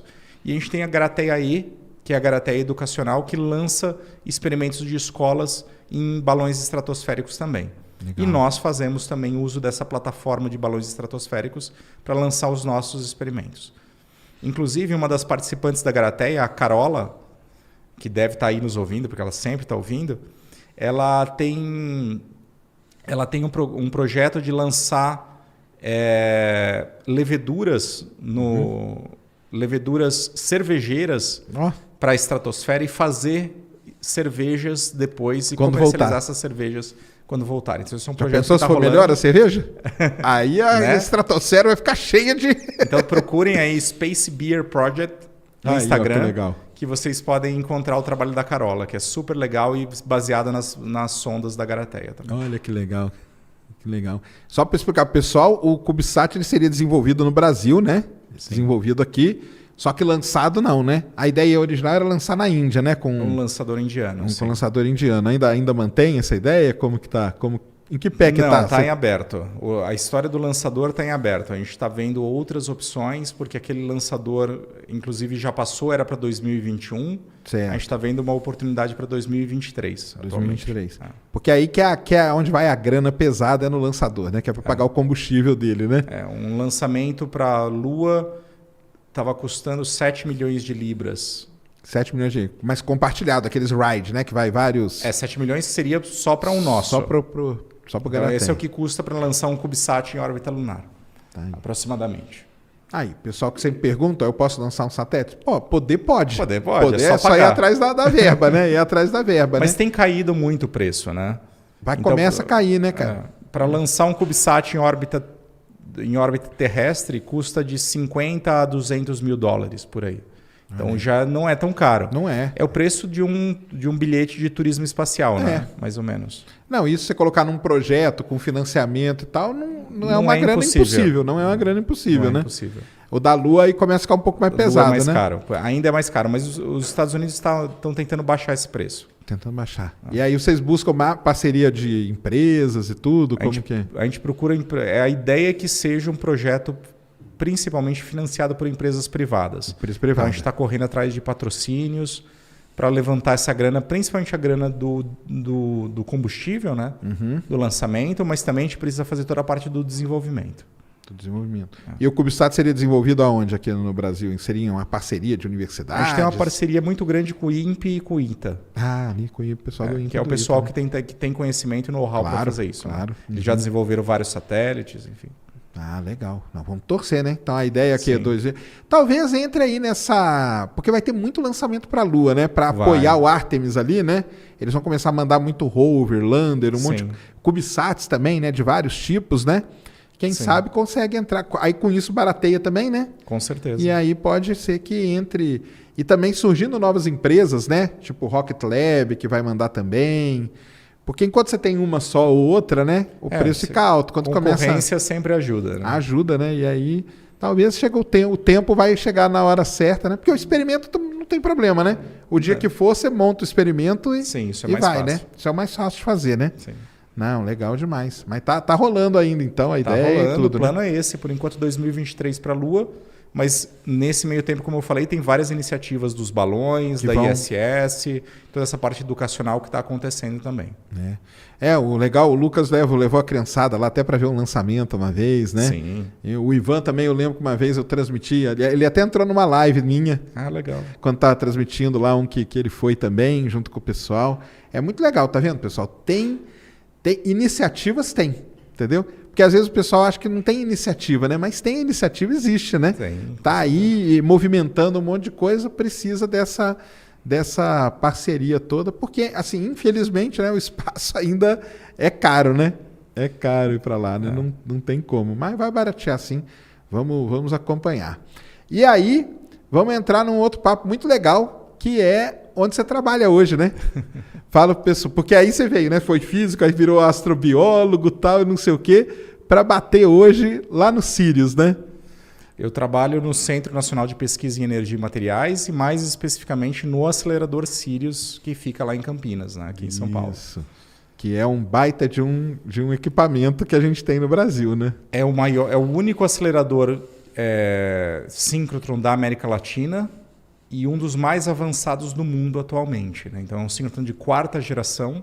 Existem 3 no mundo em operação atualmente de 4ª geração. O Sirius é o segundo a entrar em operação. Legal. Aí vamos entrar com o pessoal. Porque lá em Campinas tem o famoso LNLS, né? Que a gente fala, né? Sim. Que é o Laboratório Nacional de Luz Síncrotron, né? Que eu até estava falando com você, né? Já roda experimentos lá e tudo e tal. Algumas dúvidas que o pessoal sempre faz, aí eu vou aproveitar aqui que há 2 semanas atrás eu estava com o Marcelo Gleiser no canal dele e o Marcelo apresentou grandes experimentos no mundo, grandes equipamentos, e falou do Sirius. E aí o pessoal começou a fazer várias perguntas, né? A primeira delas, né? Ele é um acelerador, ele não é um colisor, né? Exato. A gente faz de tudo, na verdade, para evitar colisões no Sirius, porque as colisões são ruins. Isso. O objetivo do Sirius é acelerar e manter em velocidade relativística um feixe de elétrons o maior tempo possível. fazendo e de vez em quando que a gente pega esse feixe de elétrons que está rodando em altíssima velocidade e a gente chacoalha ele de uma maneira muito especial usando eletroímãs. E quando a gente chacoalha ele dessa maneira especial, existe um princípio na natureza que diz que toda partícula carregada, quando sofre uma aceleração, produz radiação eletromagnética. Aí. Não é totalmente verdade. Existem alguns casos em que dá para burlar essa lei, mas de forma geral, quando você chacoalha uma partícula carregada, ela produz uma onda eletromagnética. Ela produz luz numa certa faixa de frequência.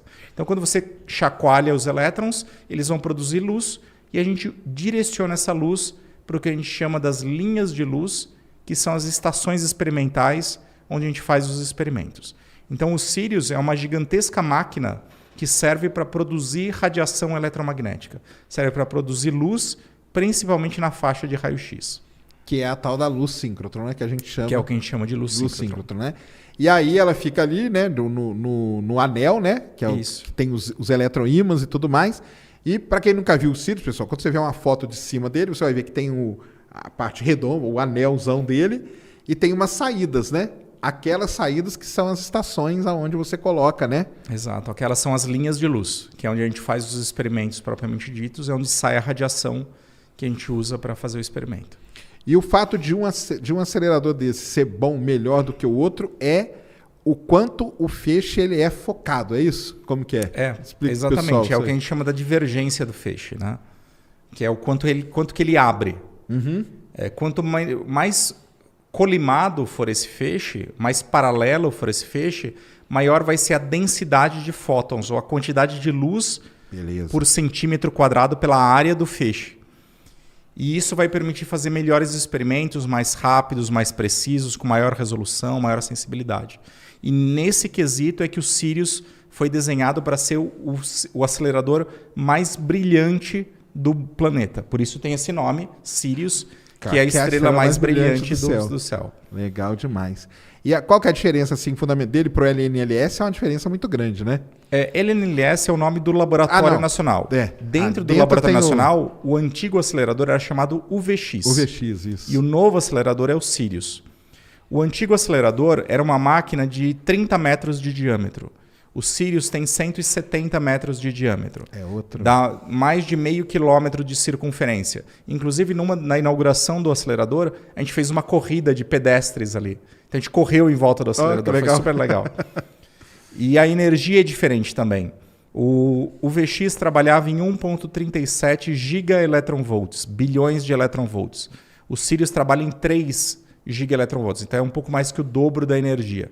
Isso permite chegar em energias de fótons de raio-x mais altas. Certo. E em fluxos mais altos também. Além da divergência, que é absurdamente diferente. Claro. Atualizado e tudo, né? Sim. Porque ali o VX é de que ano, mais ou menos? Ele foi inaugurado em 1997. 97. E operou até 2019, de forma ininterrupta. Sem parar. Ele trabalhou arduamente aí por vários anos. Trabalhou. Nossa, eu já passei noites ali naquele VX ali. O pessoal passava, né?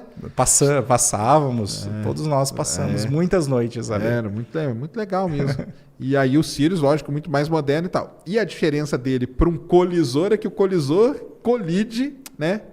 O colisor, como o LHC, né, o Tevatron, por exemplo, lá na Suíça, ele tem o objetivo de produzir um feixe de alta energia e colidir frontalmente com outro feixe. Então, na verdade, o LHC ele produz 2 feixes que giram em sentidos opostos e, em dado momento, eles são direcionados para a região de colisão, que é onde tem os detetores, colidem e daí produzem os efeitos de física de partículas, ali, de formação de novas partículas, etc., que são estudados pelos detetores. Né?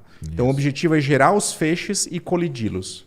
E as energias do Tevatron são muito mais altas. Né? Ele tem esse nome, Tevatron, porque ele chega a 1 TeV de energia, que é 1000 vezes mais alto do que o giga, né? Do que o giga, do que o que a gente tem aqui no Sirius. Então, a energia do LHC é 1000 vezes mais alta que do Sirius e ele trabalha com partículas que são 2000 vezes mais pesadas do que os elétrons, que são os prótons. Prótons. Por conta disso, ele tem que ser muito maior. Por isso ele tem 30 quilômetros. E a gente tem meio quilômetro aqui de circunferência. Aí as coisas vão escalando, né? Exato. Em preço e em tudo, né? Em tudo. E o Marcelo Gleisi tem uma analogia muito legal, cara, que é assim, você quer saber o que tem dentro de uma laranja sem cortar a laranja. Então você pega e joga ela na parede. Uhum. Então se você jogar ela com uma determinada energia, vai sair a casca e a parte de dentro. Se você jogar com mais energia, vai sair a semente. Se você jogar com mais energia, você vai ver dentro da semente. E é isso que é o colisor, né? Isso é o que o LHC faz, né? A medida da energia, né? O tanto de energia que os dois feixes colidem é que geram as partículas mais elementares ali. Então, lá no LHC, o pessoal estuda física de partículas, essa parte toda. Já no Sirius e no UVX, aí são todos os tipos de estudos, né? Vamos dar uns exemplos aí para o pessoal ter uma ideia, né? O que a gente pode... Por que usar um equipamento igual o Sirius e o que a gente pode colocar ali nele para estudar e que teria alguma... né? Bom, tem muitas aplicações, né? Não serve para física de partículas, então não serve para física primeira nuclear. Coisa, né? Essa é a primeira já coisa. Separa, né? É legal que já separa. Ele não tem energia para estudar o núcleo. O que a gente estuda basicamente são os elétrons e a região da eletrosfera. Só para dar uma ideia, o primeiro artigo que está sendo publicado do Sirius foi um artigo do Covid. Então, a gente abriu o Sirius ano passado de forma emergencial para fazer estudos de cristalografia de proteínas do Covid, para que sejam aplicados para o desenvolvimento de novos fármacos. Se vocês já viram em algum momento uma estrutura tridimensional de uma proteína, do DNA, ou de uma enzima, ou de qualquer coisa assim, aquela proteína foi feita, aquela estrutura tridimensional, ela foi desvendada através de uma técnica chamada cristalografia de proteínas, que é baseada em difração de raio-x feita em síncrotrons. Então, praticamente toda a estrutura tridimensional de proteínas, de enzimas, lipídios, ou seja lá do que for, é feita em síncrotrons. E essa é a base do desenvolvimento de novos medicamentos, porque uma vez que você entende como é a proteína de adesão do coronavírus, por exemplo... Você vai saber como combater aquilo ali, ou como, né? Você pode desenvolver um fármaco que vai fazer a conexão naquela proteína e desativação daquela proteína, por exemplo. Então, toda a parte de medicina, do que a gente chama de drug design, design de novos medicamentos, é baseado na biologia estrutural, que é o conhecimento da estrutura tridimensional de proteínas. Isso é um dos exemplos. O outro exemplo que a gente estava conversando aqui são as rochas do pré-sal, né? Isso, as rochas do pré-sal rodavam ali no VX, isso mesmo. Então, a gente tem um trabalho muito grande com a indústria de petróleo, com a Petrobras, a Shell e outras indústrias, para desenvolvimento de técnicas para estudar a estrutura tridimensional de rochas em micro e nanoescala. Porque o óleo, o petróleo, ele fica nas rochas... Na verdade, ele não fica em grandes bolsões bonitinhos, igual no desenho animado. Que a gente fala reservatório, o pessoal acha que lá embaixo tem uma caixa d'água, uma piscina que é só... Cara, como que é difícil encontrar? Porque não é, pessoal, ele está impregnado ali, né? Exato, normalmente são rochas porosas onde o óleo está impregnado, misturado com água dentro da rocha. Isso. Então a gente precisa desenvolver metodologias para bombear esse óleo para fora. E daí tem várias técnicas, né? Pode injetar CO2, injetar água salgada, que expulsa o óleo para fora. E para isso você precisa conhecer muito bem como que é a porosidade, como que é a morfologia, a conectividade desses poros para permitir a saída do óleo. E isso a gente pode fazer por tomografia de raio-x, que permite uma visão tridimensional do interior dessas rochas. É isso mesmo. Isso é um exemplo. Outro exemplo. Um exemplo que eu estudo, por exemplo, eu trabalho com bioassinaturas morfológicas. Então eu estudo rochas extremamente antigas e com sinais de vida ali presentes, com pedaços ou formas de células preservadas no interior dessas rochas. E para isso eu também faço uso de técnicas de tomografia, mas tomografia em nanoescala, que a gente chama de nanotomografia, ou uma técnica nova que chama pticografia, que permite estudar a estrutura de uma única célula dentro da rocha, sem eu precisar abrir a rocha nem nada. Eu tenho resolução espacial para entender a estrutura de uma única célula.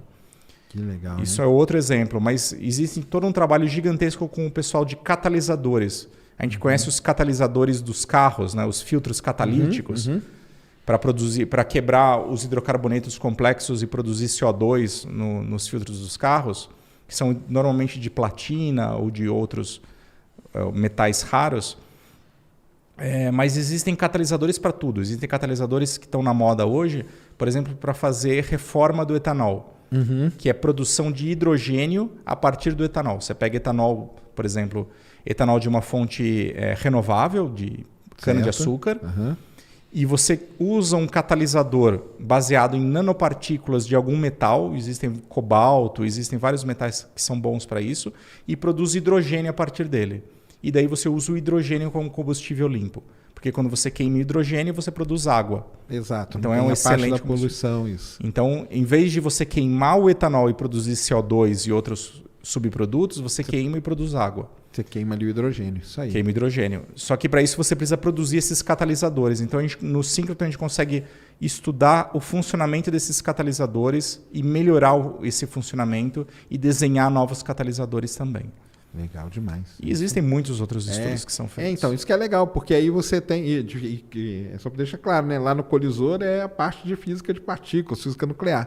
Já no síncrotron, não. Tem que estar infinitas possibilidades, né? Praticamente. Tem né? muitas coisas que podem ser feitas. Tem o pessoal que estudou a poluição de Mariana, como que ela invadiu o oceano, como que ela chegou em Abrolhos. Então, eles estudaram o sedimento de Mariana chegando em diferentes regiões e como que estava afetando a vida marinha. Olha só. Tem uma colega minha que estuda foraminíferos, que são pequenos bichinhos que vivem nos oceanos, e estudando como que as carapaças deles se desenvolvem dependendo da poluição que existe no ambiente. Existe o pessoal da Embraer desenvolvendo novas ligas metálicas ligas de alumínio para serem usadas nos aviões. Enfim. Legal e muitas demais, outras. Né? E o estado do Sirius atualmente é o quê? Ele está operacional em fase de comissionamento. Então, a gente tem uma linha atendendo usuários externos, que é a linha Manacá, que faz cristalografia de proteínas, e a linha que eu coordeno, que está abrindo agora, que é a linha Carnaúba. São as primeiras linhas de luz que estão abrindo. E em breve a gente vai abrir de tempos em tempos as outras linhas. Mas já está operacional. A gente já está fazendo experimentos, fazendo testes e começando a receber os primeiros usuários. Como eu já falei, eu espero receber você em breve. Né? Vamos conversar. Vai fazer lá, experimentos vai ser legal demais, é sensacional, cara. É um equipamento assim que muita gente nem sabe que às vezes até passam do lado ali, né? Não dá para passar muito do lado, né? Porque ele fica mais... Mas o pessoal fala muito, né? Que o pessoal quer saber, né? O que está acontecendo, e o pessoal tá lá operacional e tem muita coisa para ser feita nele ainda, né? Vai gerar muito conhecimento, né? E quem quiser conhecer, a gente está lançando alguns webdocs que estão online. Então, entrar na nossa página. Aquele esquema do... Como que é? Ele fica aberto, como que chama? Agora não está por causa da pandemia. Ciência Aberta. Ciência Aberta, isso mesmo. Uma vez por ano, nos tempos pré-pandemia, a gente abria todo o laboratório para a comunidade ir visitar. Então, a gente recebia milhares de visitantes por dia e era fantástico, era um fim de semana muito legal. A gente recebia todo mundo para ir conhecer o acelerador por dentro, ver os detalhes, ver os experimentos. A gente está fazendo um tour virtual que vai entrar online em breve. Que legal. A gente estava gravando, enfim, deve entrar no ar em breve, mas a gente já tem esses webdocs no nosso canal do YouTube, do CNPEN, que estão disponíveis também. Então. Aí quem quiser, vídeos, pega lá. Web documentários. São pequenos documentários, aí explica o funcionamento, Exato. Tudo dele, né? Que legal. E quando acabar a pandemia, quando voltar mais ou menos ao normal aí, será que volta o C? Volta, né? Volta sim. Volta, né? Com Porque certeza volta. Tem uma demanda muito grande, assim. Tem, né? O Brasil tem uma demanda reprimida por esse tipo de atividade, né? De atividade educacional, de visitas, de museu de ciência. Exatamente. A gente tem uma falta muito grande aqui no Brasil, uma escassez disso. Né? Tem. Não é. Por isso que essa exposição também, que a gente estava conversando... Vamos fazer o gancho para ela. Vamos falar dela sim. É importante. É muito importante, porque é aquilo voltando lá no começo, quando eu falei, né? Que eu te fiz a pergunta, né? Que é isso que incentiva, né? Porque, por exemplo, você é uma criança, né? Tipo, você queria ser astronauta, né? Foi por causa do Halley que eu me entrei nessa área de astronomia e tal. Mas alguma coisa tem que acontecer para incentivar, né? Sim. Então, se você não tiver esse caminho, né? Você não vai ter como, né? A criança se interessar pela área de ciência e, né, ir para para essa área, né? Precisa ter esses exemplos e precisa ter modelos de vida, eu acho. Então, a gente precisa conhecer mais. O trabalho que você faz é super importante para mostrar modelos de vida, modelos de pessoas, de cientistas brasileiros para as crianças se espelharem também. Exatamente, porque é só coisa legal pra caramba, né, cara? Porque você pensar assim, né? Olha quanta coisa interessante que tem, né? Sim. E aí, pra gente ir falar disso aí, né? Nós inaugurou em São Paulo, né? Um negócio muito interessante. O Douglas, ele é o curador, organizador. Curador técnico. Curador técnico, né? Isso aí. É uma exposição, pessoal, que está ali... Na verdade, são duas, né? São duas exposições. Uma que fica no Farol Santander, que é o prédio Santander, lá no centro de São Paulo, que fala sobre o futuro da exploração espacial. É um da área da Lua, né? Isso. Muito legal, bonito pra caramba, muito bem feito, muito bem acabado e tal. E acabou de inaugurar ontem, né? No Shopping Eldorado, lá no estacionamento. Shopping Eldorado fica ali perto da Marginal, que todo mundo deve conhecer aí. E um galpão gigantesco, onde foi inaugurada a exposição Space Adventure, que a gente fala que é o passado da exploração espacial, focado ali nos projetos Mercury, Gemini e Apollo. Foi muito legal, né, Douglas? Fala aí um pouquinho para... Foi fantástico. Para mim foi uma experiência incrível, porque meu sonho era ser astronauta, né? E conheceu um, né? Conheci um, o Charlie Duke. Não só um, né? Um cara que foi para a Lua, não é qualquer astronauta, né? O 10º homem a pisar na Lua, né? Uhum. E eu tive a oportunidade de fazer toda a curadoria, então eu estive nos Estados Unidos, nos galpões dos museus da NASA para selecionar essas peças. Então peguei elas com a minha mão, mexi, pude conversar com as pessoas e montar e participar com uma equipe fantástica que montou toda a exposição, que é mais do que uma coleção de peças, mas é toda uma história que é contada do legado da corrida espacial, né? Uhum. Como você falou, Mercury, Gemini e Apollo. Isso mesmo. E tem mais de 300 itens, né? São mais de 300 itens originais que a gente trouxe, mais o material que a gente fez audiovisual, que a gente produziu, e réplicas fantásticas também, que continuam contando a história e detalhes da exploração. Tem umas coisas muito legais. A réplica do módulo, lá tem a réplica do módulo de pouso na Lua, né? Que uma parecida só tem no Smithsonian, eu acho, viu? Sim. Naquele porte, é uma réplica 1 para 1, né? Então você vê o tamanho daquilo, você fala, cara, é o tamanho de um prédio isso daqui. Exato. Né? É muito legal, porque você chega assim, quem não conhece, né? Quando chega do lado, fala, caramba, eu não imaginava que era daquele tamanho. Porque da Lua você via só a imagem de longe, né? Então, sim. E você não tem a noção de ser um negócio daquele tamanho, cara. E tem um negócio muito legal que é a perna, né, cara? A perna que era da Apollo 20, né? Para quem não sabe, pessoal, o projeto Apollo da NASA ia até Apollo 20. Quando teve o acidente com o Apollo 13, a NASA resolveu parar. E aí ela falou, nós vamos até onde tiver equipamento. Dali nós vamos construir mais, né? Só que ficou uns pedaços, né? Dos equipamentos ali. Então, ia ter Apollo 18, que tem até um filme. Não sei se já viu o filme Apollo 18? Não? Então, é pior do que o Europa... Mas vejam aí, Apollo 18, que é até uma história de terror lá na Lua e tal. Ia ter Apollo 19 e Apollo 20. E lá nessa exposição tem uma perna do módulo de pouso originalzão, né? Então é uma história legal dele, né? Original, estava embalada desde os anos 70, embalada a vácuo. Foi a gente que abriu e colocou ela em exposição desde então. A primeira vez, desde a década de 70, que é... Porque esse tipo de exposição, para o pessoal saber, é um tipo de exposição que acontece em outros lugares do mundo, né? O pessoal vai, né? Assim, igual aqui o Space Adventure, tem outros lugares do mundo que organizam, empresas, né, patrocínios e tudo mais, vão lá na NASA, visitam esses lugares e criam, né, toda essa curadoria que é o que você fez e leva essas peças para determinados locais, né? Só que a perna é a primeira vez que ela sai, né? É a primeira vez que sai. E é muito legal. Eu tive a oportunidade de pegar a perna com a mão e ela é muito leve. Você não imagina, né? Você olha aquilo, você acha que é de titânio, super pesado. Nada, é super leve, pesa poucos quilos, assim. Você pega tranquilamente com a mão. Que era o desafio dos caras, né? Fazer um negócio leve, sim, mas resistente pra caramba, né? Pois porque tinha que resistir ao pouso ali na Lua, né? E é muito legal. Não, tá muito legal. A gente teve a oportunidade, eu fui lá na abertura, o Douglas estava lá também, vimos a coletiva do Charles Duke, né? Sim. Que é um senhor muito interessante, né, cara? 85 anos, né? tem uma história de vida fantástica, né? E isso é uma pessoa inspiradora, né? Ele é uma pessoa inspiradora, né, cara? Porque ele foi piloto, né? Estudou no MIT, né? Ele tem uma história... A vida, a carreira do cara é um negócio fantástico, né? E... Galera, com 85 anos ele estava aí, cara, foi dando, né, respondendo pergunta, né? Quase que respondeu, né? Se a Terra é redonda mesmo ali uma hora, né? Eu fico meio assim, sabia?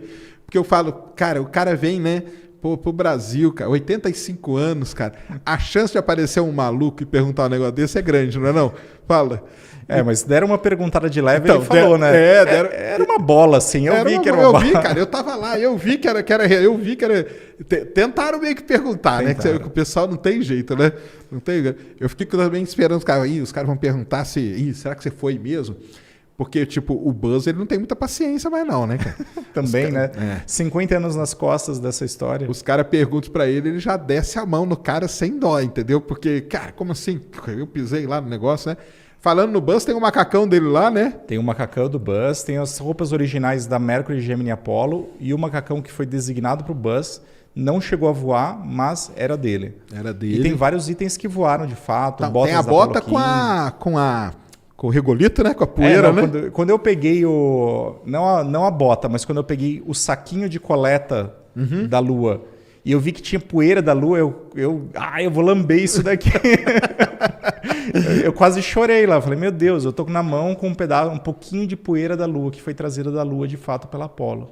Isso é demais. É uma coisa, parece uma besteira, mas para quem gosta e então sabe imagina para você, né, cara, que queria ser astronauta, né? Aquilo é fantástico. É demais, né? E vários outros itens, né? Tem o computador original da Apollo. Isso é legal. Que vocês podem ver o computador original. Tem a mesa de controle de Houston.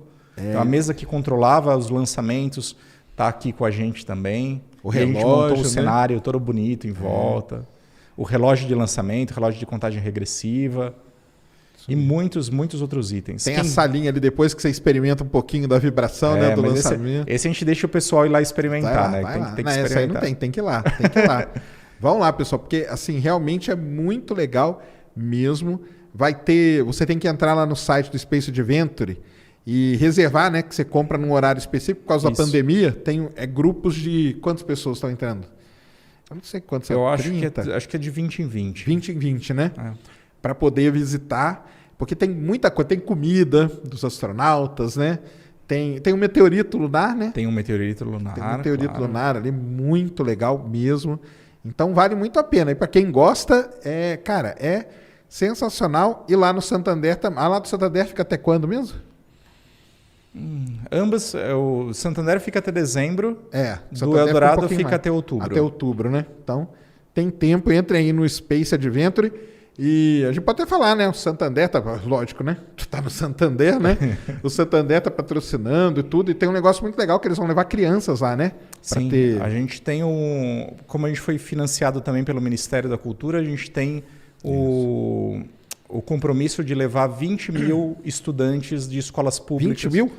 De escolas públicas brasileiras de forma totalmente gratuita para conhecer a exposição, terem aulas. Então eu tive o prazer de desenvolver uma aula sobre a história da exploração espacial. Que legal. E temos monitores para receber os alunos e, enfim, tá super legal mesmo. Então tem esse caráter aí, né? O cara lá da Blast, né? Que trouxe a exposição. Rafael Heisman. Rafael Heisman falando, né? Que tem esse... Óbvio, né? Compra ingresso e tudo, mas tem esse caráter aí com os estudantes, porque é aí que vai incentivar, né? Exato. Porque ali nesses 20 mil, cara, imagina se 3, 4, 5, né? Os caras, quero fazer isso aí, quero ver, quero... E nem é só os pequenininhos que se incentivam. A gente tem um projeto também com os monitores, que os monitores são estagiários de ensino superior, são alunos de faculdade, que a gente angariou aí para trabalhar com a gente. E uma das monitoras, no primeiro dia, veio falar com a gente. Olha, eu queria muito ser astronauta. Como que eu faço para fazer isso? Olha aí, então, que legal. Mesmo uma monitora despertou isso. Né? Então, é fantástico como isso toca as pessoas. Não, toca demais mesmo. É um negócio... que você tá ali com a história. É o que eu brinco com o pessoal ri da minha cara e fala assim, mas para você todo dia é histórico. Não, mas né? Então, e ali você tá com a história na sua cara mesmo, né, cara? Com tudo ali. E, de novo, a exposição ficou muito bonita, o acabamento, né? Porque tem muita exposição que às vezes tem no Brasil que o acabamento não é legal, mas essa aí tá perfeito, cara. O acabamento tá perfeitinho, tá lindo, assim, a iluminação. Cara, venham para São Paulo, ou você que é de São Paulo, não perca, né? Vai lá no Eldorado e vai lá no Santander também, que as duas são bem, né? Lá no Santander tem o Opportunity, né? A maquetezinha dele, sim, né? É muito bem feito mesmo. Mulano, tem uma pergunta aí, cara? Como que tá? Vamos abrir aqui pro pessoal.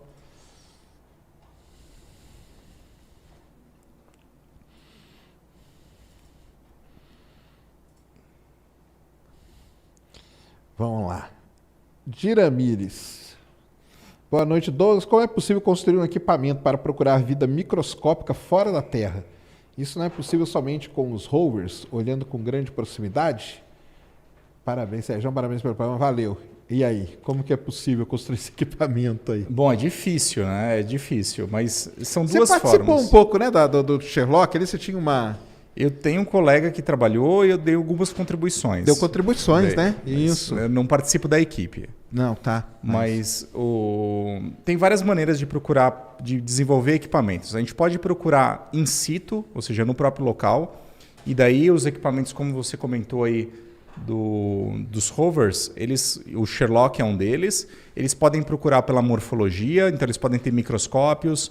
Eles podem procurar por sinais químicos usando espectrômetros Raman ou infravermelho, ou sinais de minerais bioprecipitados por difração de raio-x ou por fluorescência de raio-x. Então, se você está in situ, você consegue fazer vários experimentos das rochas e procurar por sinais de vida ali presentes. Agora, se você estiver longe, existem várias maneiras de também fazer essa pergunta. A gente falou dos sinais isotópicos do metano. Isso. Então, por exemplo, a sonda MAVEN, que está em órbita de Marte, está fazendo esses estudos isotópicos exatamente procurando por sinais do fracionamento isotópico produzido por micro-organismos do metano na superfície de Marte. E você pode ver isso de mais longe, usando telescópios, procurando pelos sinais químicos. É mais difícil você estudar fracionamento isotópico, não é impossível, mas é mais difícil. Mas você pode estudar a composição química das atmosferas desses planetas. Então, ver se tem metano, se tem oxigênio, se tem ozônio, se tem fosfina. Tudo isso é possível fazer de forma distante, usando telescópios. Exatamente. Então, existem várias maneiras de fazer in situ ou ex situ. E aí, né, para saber, né, como a gente consegue desenvolver esse equipamento aqui na Terra, depois é só você fazer ele na escala, né, para pôr dentro de um rover da vida claro, também. A gente pode começar desenvolvendo esse equipamento usando um síncrotron, por exemplo, que é uma máquina de 1 km de tamanho. A gente desenvolve a metodologia, os conceitos do experimento, e depois a gente passa por um processo de miniaturização e de certificação de voo. Porque você precisa ser capaz de sobreviver uma viagem até lá e funcionar em condições marcianas, o que não é óbvio, né? Alta incidência de radiação, baixa e alta temperatura, enfim, vácuo. Então não é trivial. Mas existe todo um procedimento para transformar isso em equipamentos de voo. Legal demais. Flow Ciência é o cara que vai fazer os cortes aí, né? Esse Flow Ciência aí é um cara que me segue. Não, e engraçado, cara, que desde quando o pessoal me chamou para fazer aqui o Flow, esse cara aqui criou esse usuário Flow Ciência. E ficou aí, tanto que quando foi criar o programa aqui, chama Ciência Sem Fim, mas um dos nomes que eu sugeri foi até Flow Ciência, que é muita gente boa, ele me segue lá, então muito legal. Lembro de ler em algum lugar que existe um consenso da ciência que se a vida existir em qualquer outro lugar do universo, ela provavelmente será parecida com a nossa. E Boa pergunta. Pode responder não sei? Né? Bom, é difícil responder essa pergunta, como a gente estava falando, mas existem algumas questões generalizadoras aí da vida, né? Como a gente falou, toda a vida como a gente conhece usa água como solvente e usa carbono como elemento base para a vida. Isso porque não é por acaso. A água é um elemento, é uma substância extremamente versátil e que permite reações químicas numa ampla faixa de temperatura. Ela está líquida numa ampla faixa de temperatura. E o carbono é uma molécula também muito versátil que pode formar polímeros e várias outras moléculas filhas a partir dele. E funciona muito bem com a água. Então, é mais ou menos um consenso de que a química que a vida usa muito provavelmente vai ser parecido. Vai ser parecida, né? A chance de ser baseada em água e baseada em carbono é muito grande. Pelo menos deve existir outros exemplos de vida baseados nessas moléculas. E uma vez que você está baseado nessas moléculas, talvez o resto não seja tão diferente. No sentido de que você vai formar uma coisa que parece uma célula, que tem um sistema informacional, tem um sistema metabólico, tem um sistema de compartimentalização. Mas pode existir grandes diferenças em como é esse sistema metabólico. Entendi. O DNA pode ser diferente. Não precisa ter as bases A, C, T e G que a gente conhece, mas pode ter outras bases, pode ter mais bases. Os genes podem ser diferentes. As soluções biológicas podem ser diferentes. Mas a base química deve ser muito parecida. Os bloquinhos fundamentais ali vão ser parecidos. Há uma chance muito grande. Então, como o Flow Ciência disse, há um consenso mais ou menos na ciência de Será que isso isso é daí deve ser porque igual. o pessoal coloca que os bichinhos que encontra é tudo meio humanoide? Deve ser também, né? Provavelmente, mas é o que a gente falou. Depois disso, a história é muito mais complicada. Né? Aí muda, é verdade. Aí deve mudar. Entendi, legal demais. O Juliano, Serjão e Douglas, excelente papo, vida longa e pró-ciência, sempre beleza. Uma dúvida, quais são os primeiros alimentos produzidos no espaço? Quais os mais rápidos e fáceis de se envolver num ambiente sem gravidade? Vi fotos de flores na ISS esses dias. Abração a todos. Não só flores, cara. Na ISS já produziram alface, né? Sim. E várias coisas. O pessoal pergunta isso porque muita gente pergunta do Perdido em Marte, né? Uhum. Que o cara vai lá e faz a tal da batata, né? Olha, eu vou ser mais frustrante aí. Eu acho que o primeiro alimento que vai ser produzido no espaço de fato vão ser ou cianobactérias ou microalgas. Então, vou ter que comer alga. Quem gosta de coisas como kefir ou essas coisas gosmentas e nojentas, se prepara. Porque é o mais fácil e é o que a gente consegue produzir em mais larga escala no espaço. Então, eu imagino que a base de uma alimentação no espaço, em Marte, vai ser baseada em microalgas ou cianobactérias. Principalmente microalgas. E que são mais fáceis. São micro-organismos fotossintetizantes, como plantas, mas formam colônias e tapetes que a gente pode... Depois vira aquela, né? Depois a gente pode fazer um hambúrguer com isso. Aí... Você processa e faz coisas tempera, né? mais gostosas.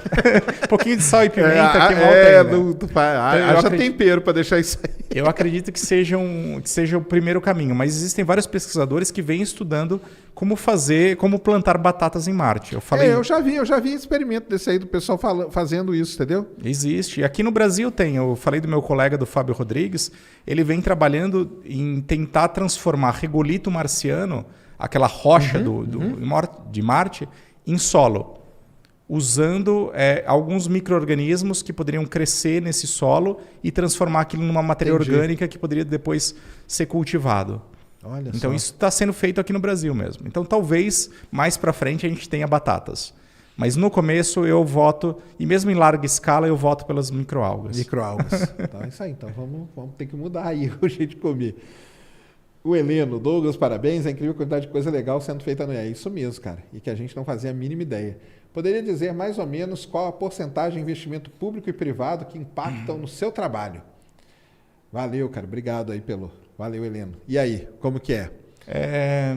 Primariamente público. Então, grande parte da minha formação, financiamento para bolsas de pesquisa tem sido público. Mas eu tive o privilégio de ser financiado pelo Instituto Serra Pilheira. Legal. Então, eu fui um grantee do Serra Pilheira, da primeira fase, dos primeiros grantees. Então, eu recebi financiamento direto de um fundo privado aí em ciência, que foi o primeiro fundo privado brasileiro a investir em ciência e está investindo pesado em ciência no país. Fez uma diferença enorme na minha carreira e com certeza de muitos outros colegas também. Então, existe também essas iniciativas. Eu espero que outros milionários brasileiros abram o bolso também, que é importante isso. Para quem não sabe, né, assim, primariamente no Brasil a gente usa aí o CNPq, né, E aí nos estados tem FAPESP, FAPERJ, né? FINEP também, né? Sim. Que são a parte do, vamos dizer, pública que investe em ciência. E aí, de quantos anos para cá? 3, 4 que surgiu o Serrapilheira? Foi 2017. Né? Então, 4 anos atrás, né? O pessoal que tem grana, ainda bem, né? Criaram um fundo de investimento em ciência privado, que é o Instituto Serrapilheira. Aliás, eu vou ver se consigo trazer eles aqui. Seria uma boa, cara. Seria fantástico. Será que consigo, hein? Acho que sim. Se quiser o contato, depois a gente então pode eu vou fazer pegar o essa contato ponte. com você, cara, para falar com eles. Trazer eles aqui seria demais para eles mostrarem o trabalho. Então, desde 2019, por exemplo, eles patrocinam vários canais de YouTube, né? Sim. O pessoal do AstroTubers lá, então é muito legal. E é isso falta mesmo, né? Porque nos outros países tem muito, né? Nos Estados Unidos é super comum ter financiamento privado e normal, né? Muitas pessoas Normal, fazem né? a carreira, Esse que é o negócio, têm normal. salários pagos por financiamento privado e trabalham na universidade. Aqui no Brasil a gente depende só desses órgãos governamentais e claramente eles não estão dando conta, especialmente com cortes que a gente teve, né? Exato. Hoje em dia não estão dando conta. E aí a gente tem aí o Serrapilheira, que é uma belíssima de uma iniciativa, né? E aí tá dando. Isso é uma coisa. Agora, depois lá dentro da universidade, aí as coisas mudam um pouco, né? Porque, igual você falou, né? Tem um projeto com Shell, com outras empresas e tal. Aí tem uma parte privada, né? Que roda experimentos que acaba fazendo projetos, né? Tem vários projetos que são financiados por empresas, em especial no Brasil, grande parte são por empresas do petróleo. Mas isso tem um porquê, né? Porque 1% do que elas produzem tem que ser destinado obrigatoriamente para P&D, pessoal, aqui no Brasil. E não é só a Petrobras que produz petróleo aqui. Então, a Shell produz, a Equinor produz, e BG, BP e todas elas. Então, elas têm Elas abrem rodadas, né? Você vai lá e apresenta projetos para ela, porque elas têm a obrigação desse 1% aí ir para isso, né? Eu nunca tive um projeto diretamente financiado por essas empresas, mas eu tenho colegas no CNPEM que sim tiveram, inclusive desenvolvendo linhas de luz completa baseados em financiamento da Petrobras e de outras empresas do ramo do petróleo. Exatamente. Então, é possível e é bom. É bom, é bom claro para todo mundo. É lógico. É o dinheiro entrando aí na ciência, né, cara? Da onde que ele... E é bom para as empresas também, porque elas usufruem depois de toda essa estrutura. E só completando, é bom para o ciclo todo, porque depois os alunos vão trabalhar lá. Nossa, eu tenho vários alunos que começaram trabalhando em projetos com Shell, Equinor e outras. Depois terminou o projeto, foram contratados imediatamente, cara. Então, assim, é legal porque meio que fecha o ciclo, sabe? Sim. Elas financiaram, né? O projeto foi desenvolvido, o cara fez lá um mestrado, doutorado, quando terminou ele entrou na empresa. Então, fica um ciclo fechadinho. Então tem isso, é muito bom. Não, é bom demais, cara. Vamos esperar aí, né? Tomara que venha mais tipo um Serrapilheiras aí, né? Sim. No Brasil seria muito interessante, porque a gente passa aí por esses momentos, né? Quando tem crise, uma das primeiras coisas que sofre é a ciência, né? Os caras vão lá ali e cortam, né? Não era para ser, né? Não pelo contrário, né? Exatamente, pelo contrário. Era para ser o que fosse ganhar mais grana, né? Mas, infelizmente, é o que acaba sofrendo, né? A corda arrebenta, né? No nosso lado aí, né? Mas é isso. Acho que foi, né? Acho que foi um papo bom aí, né? E aí, família, o que vocês acharam? Sensacional. Curte, compartilha e segue a gente, que todo dia tô trazendo o melhor do Ciência Sem Fim. Sérgio Sacani aqui pro canal. Um beijo a todos. Fui. Tchau. Até a próxima.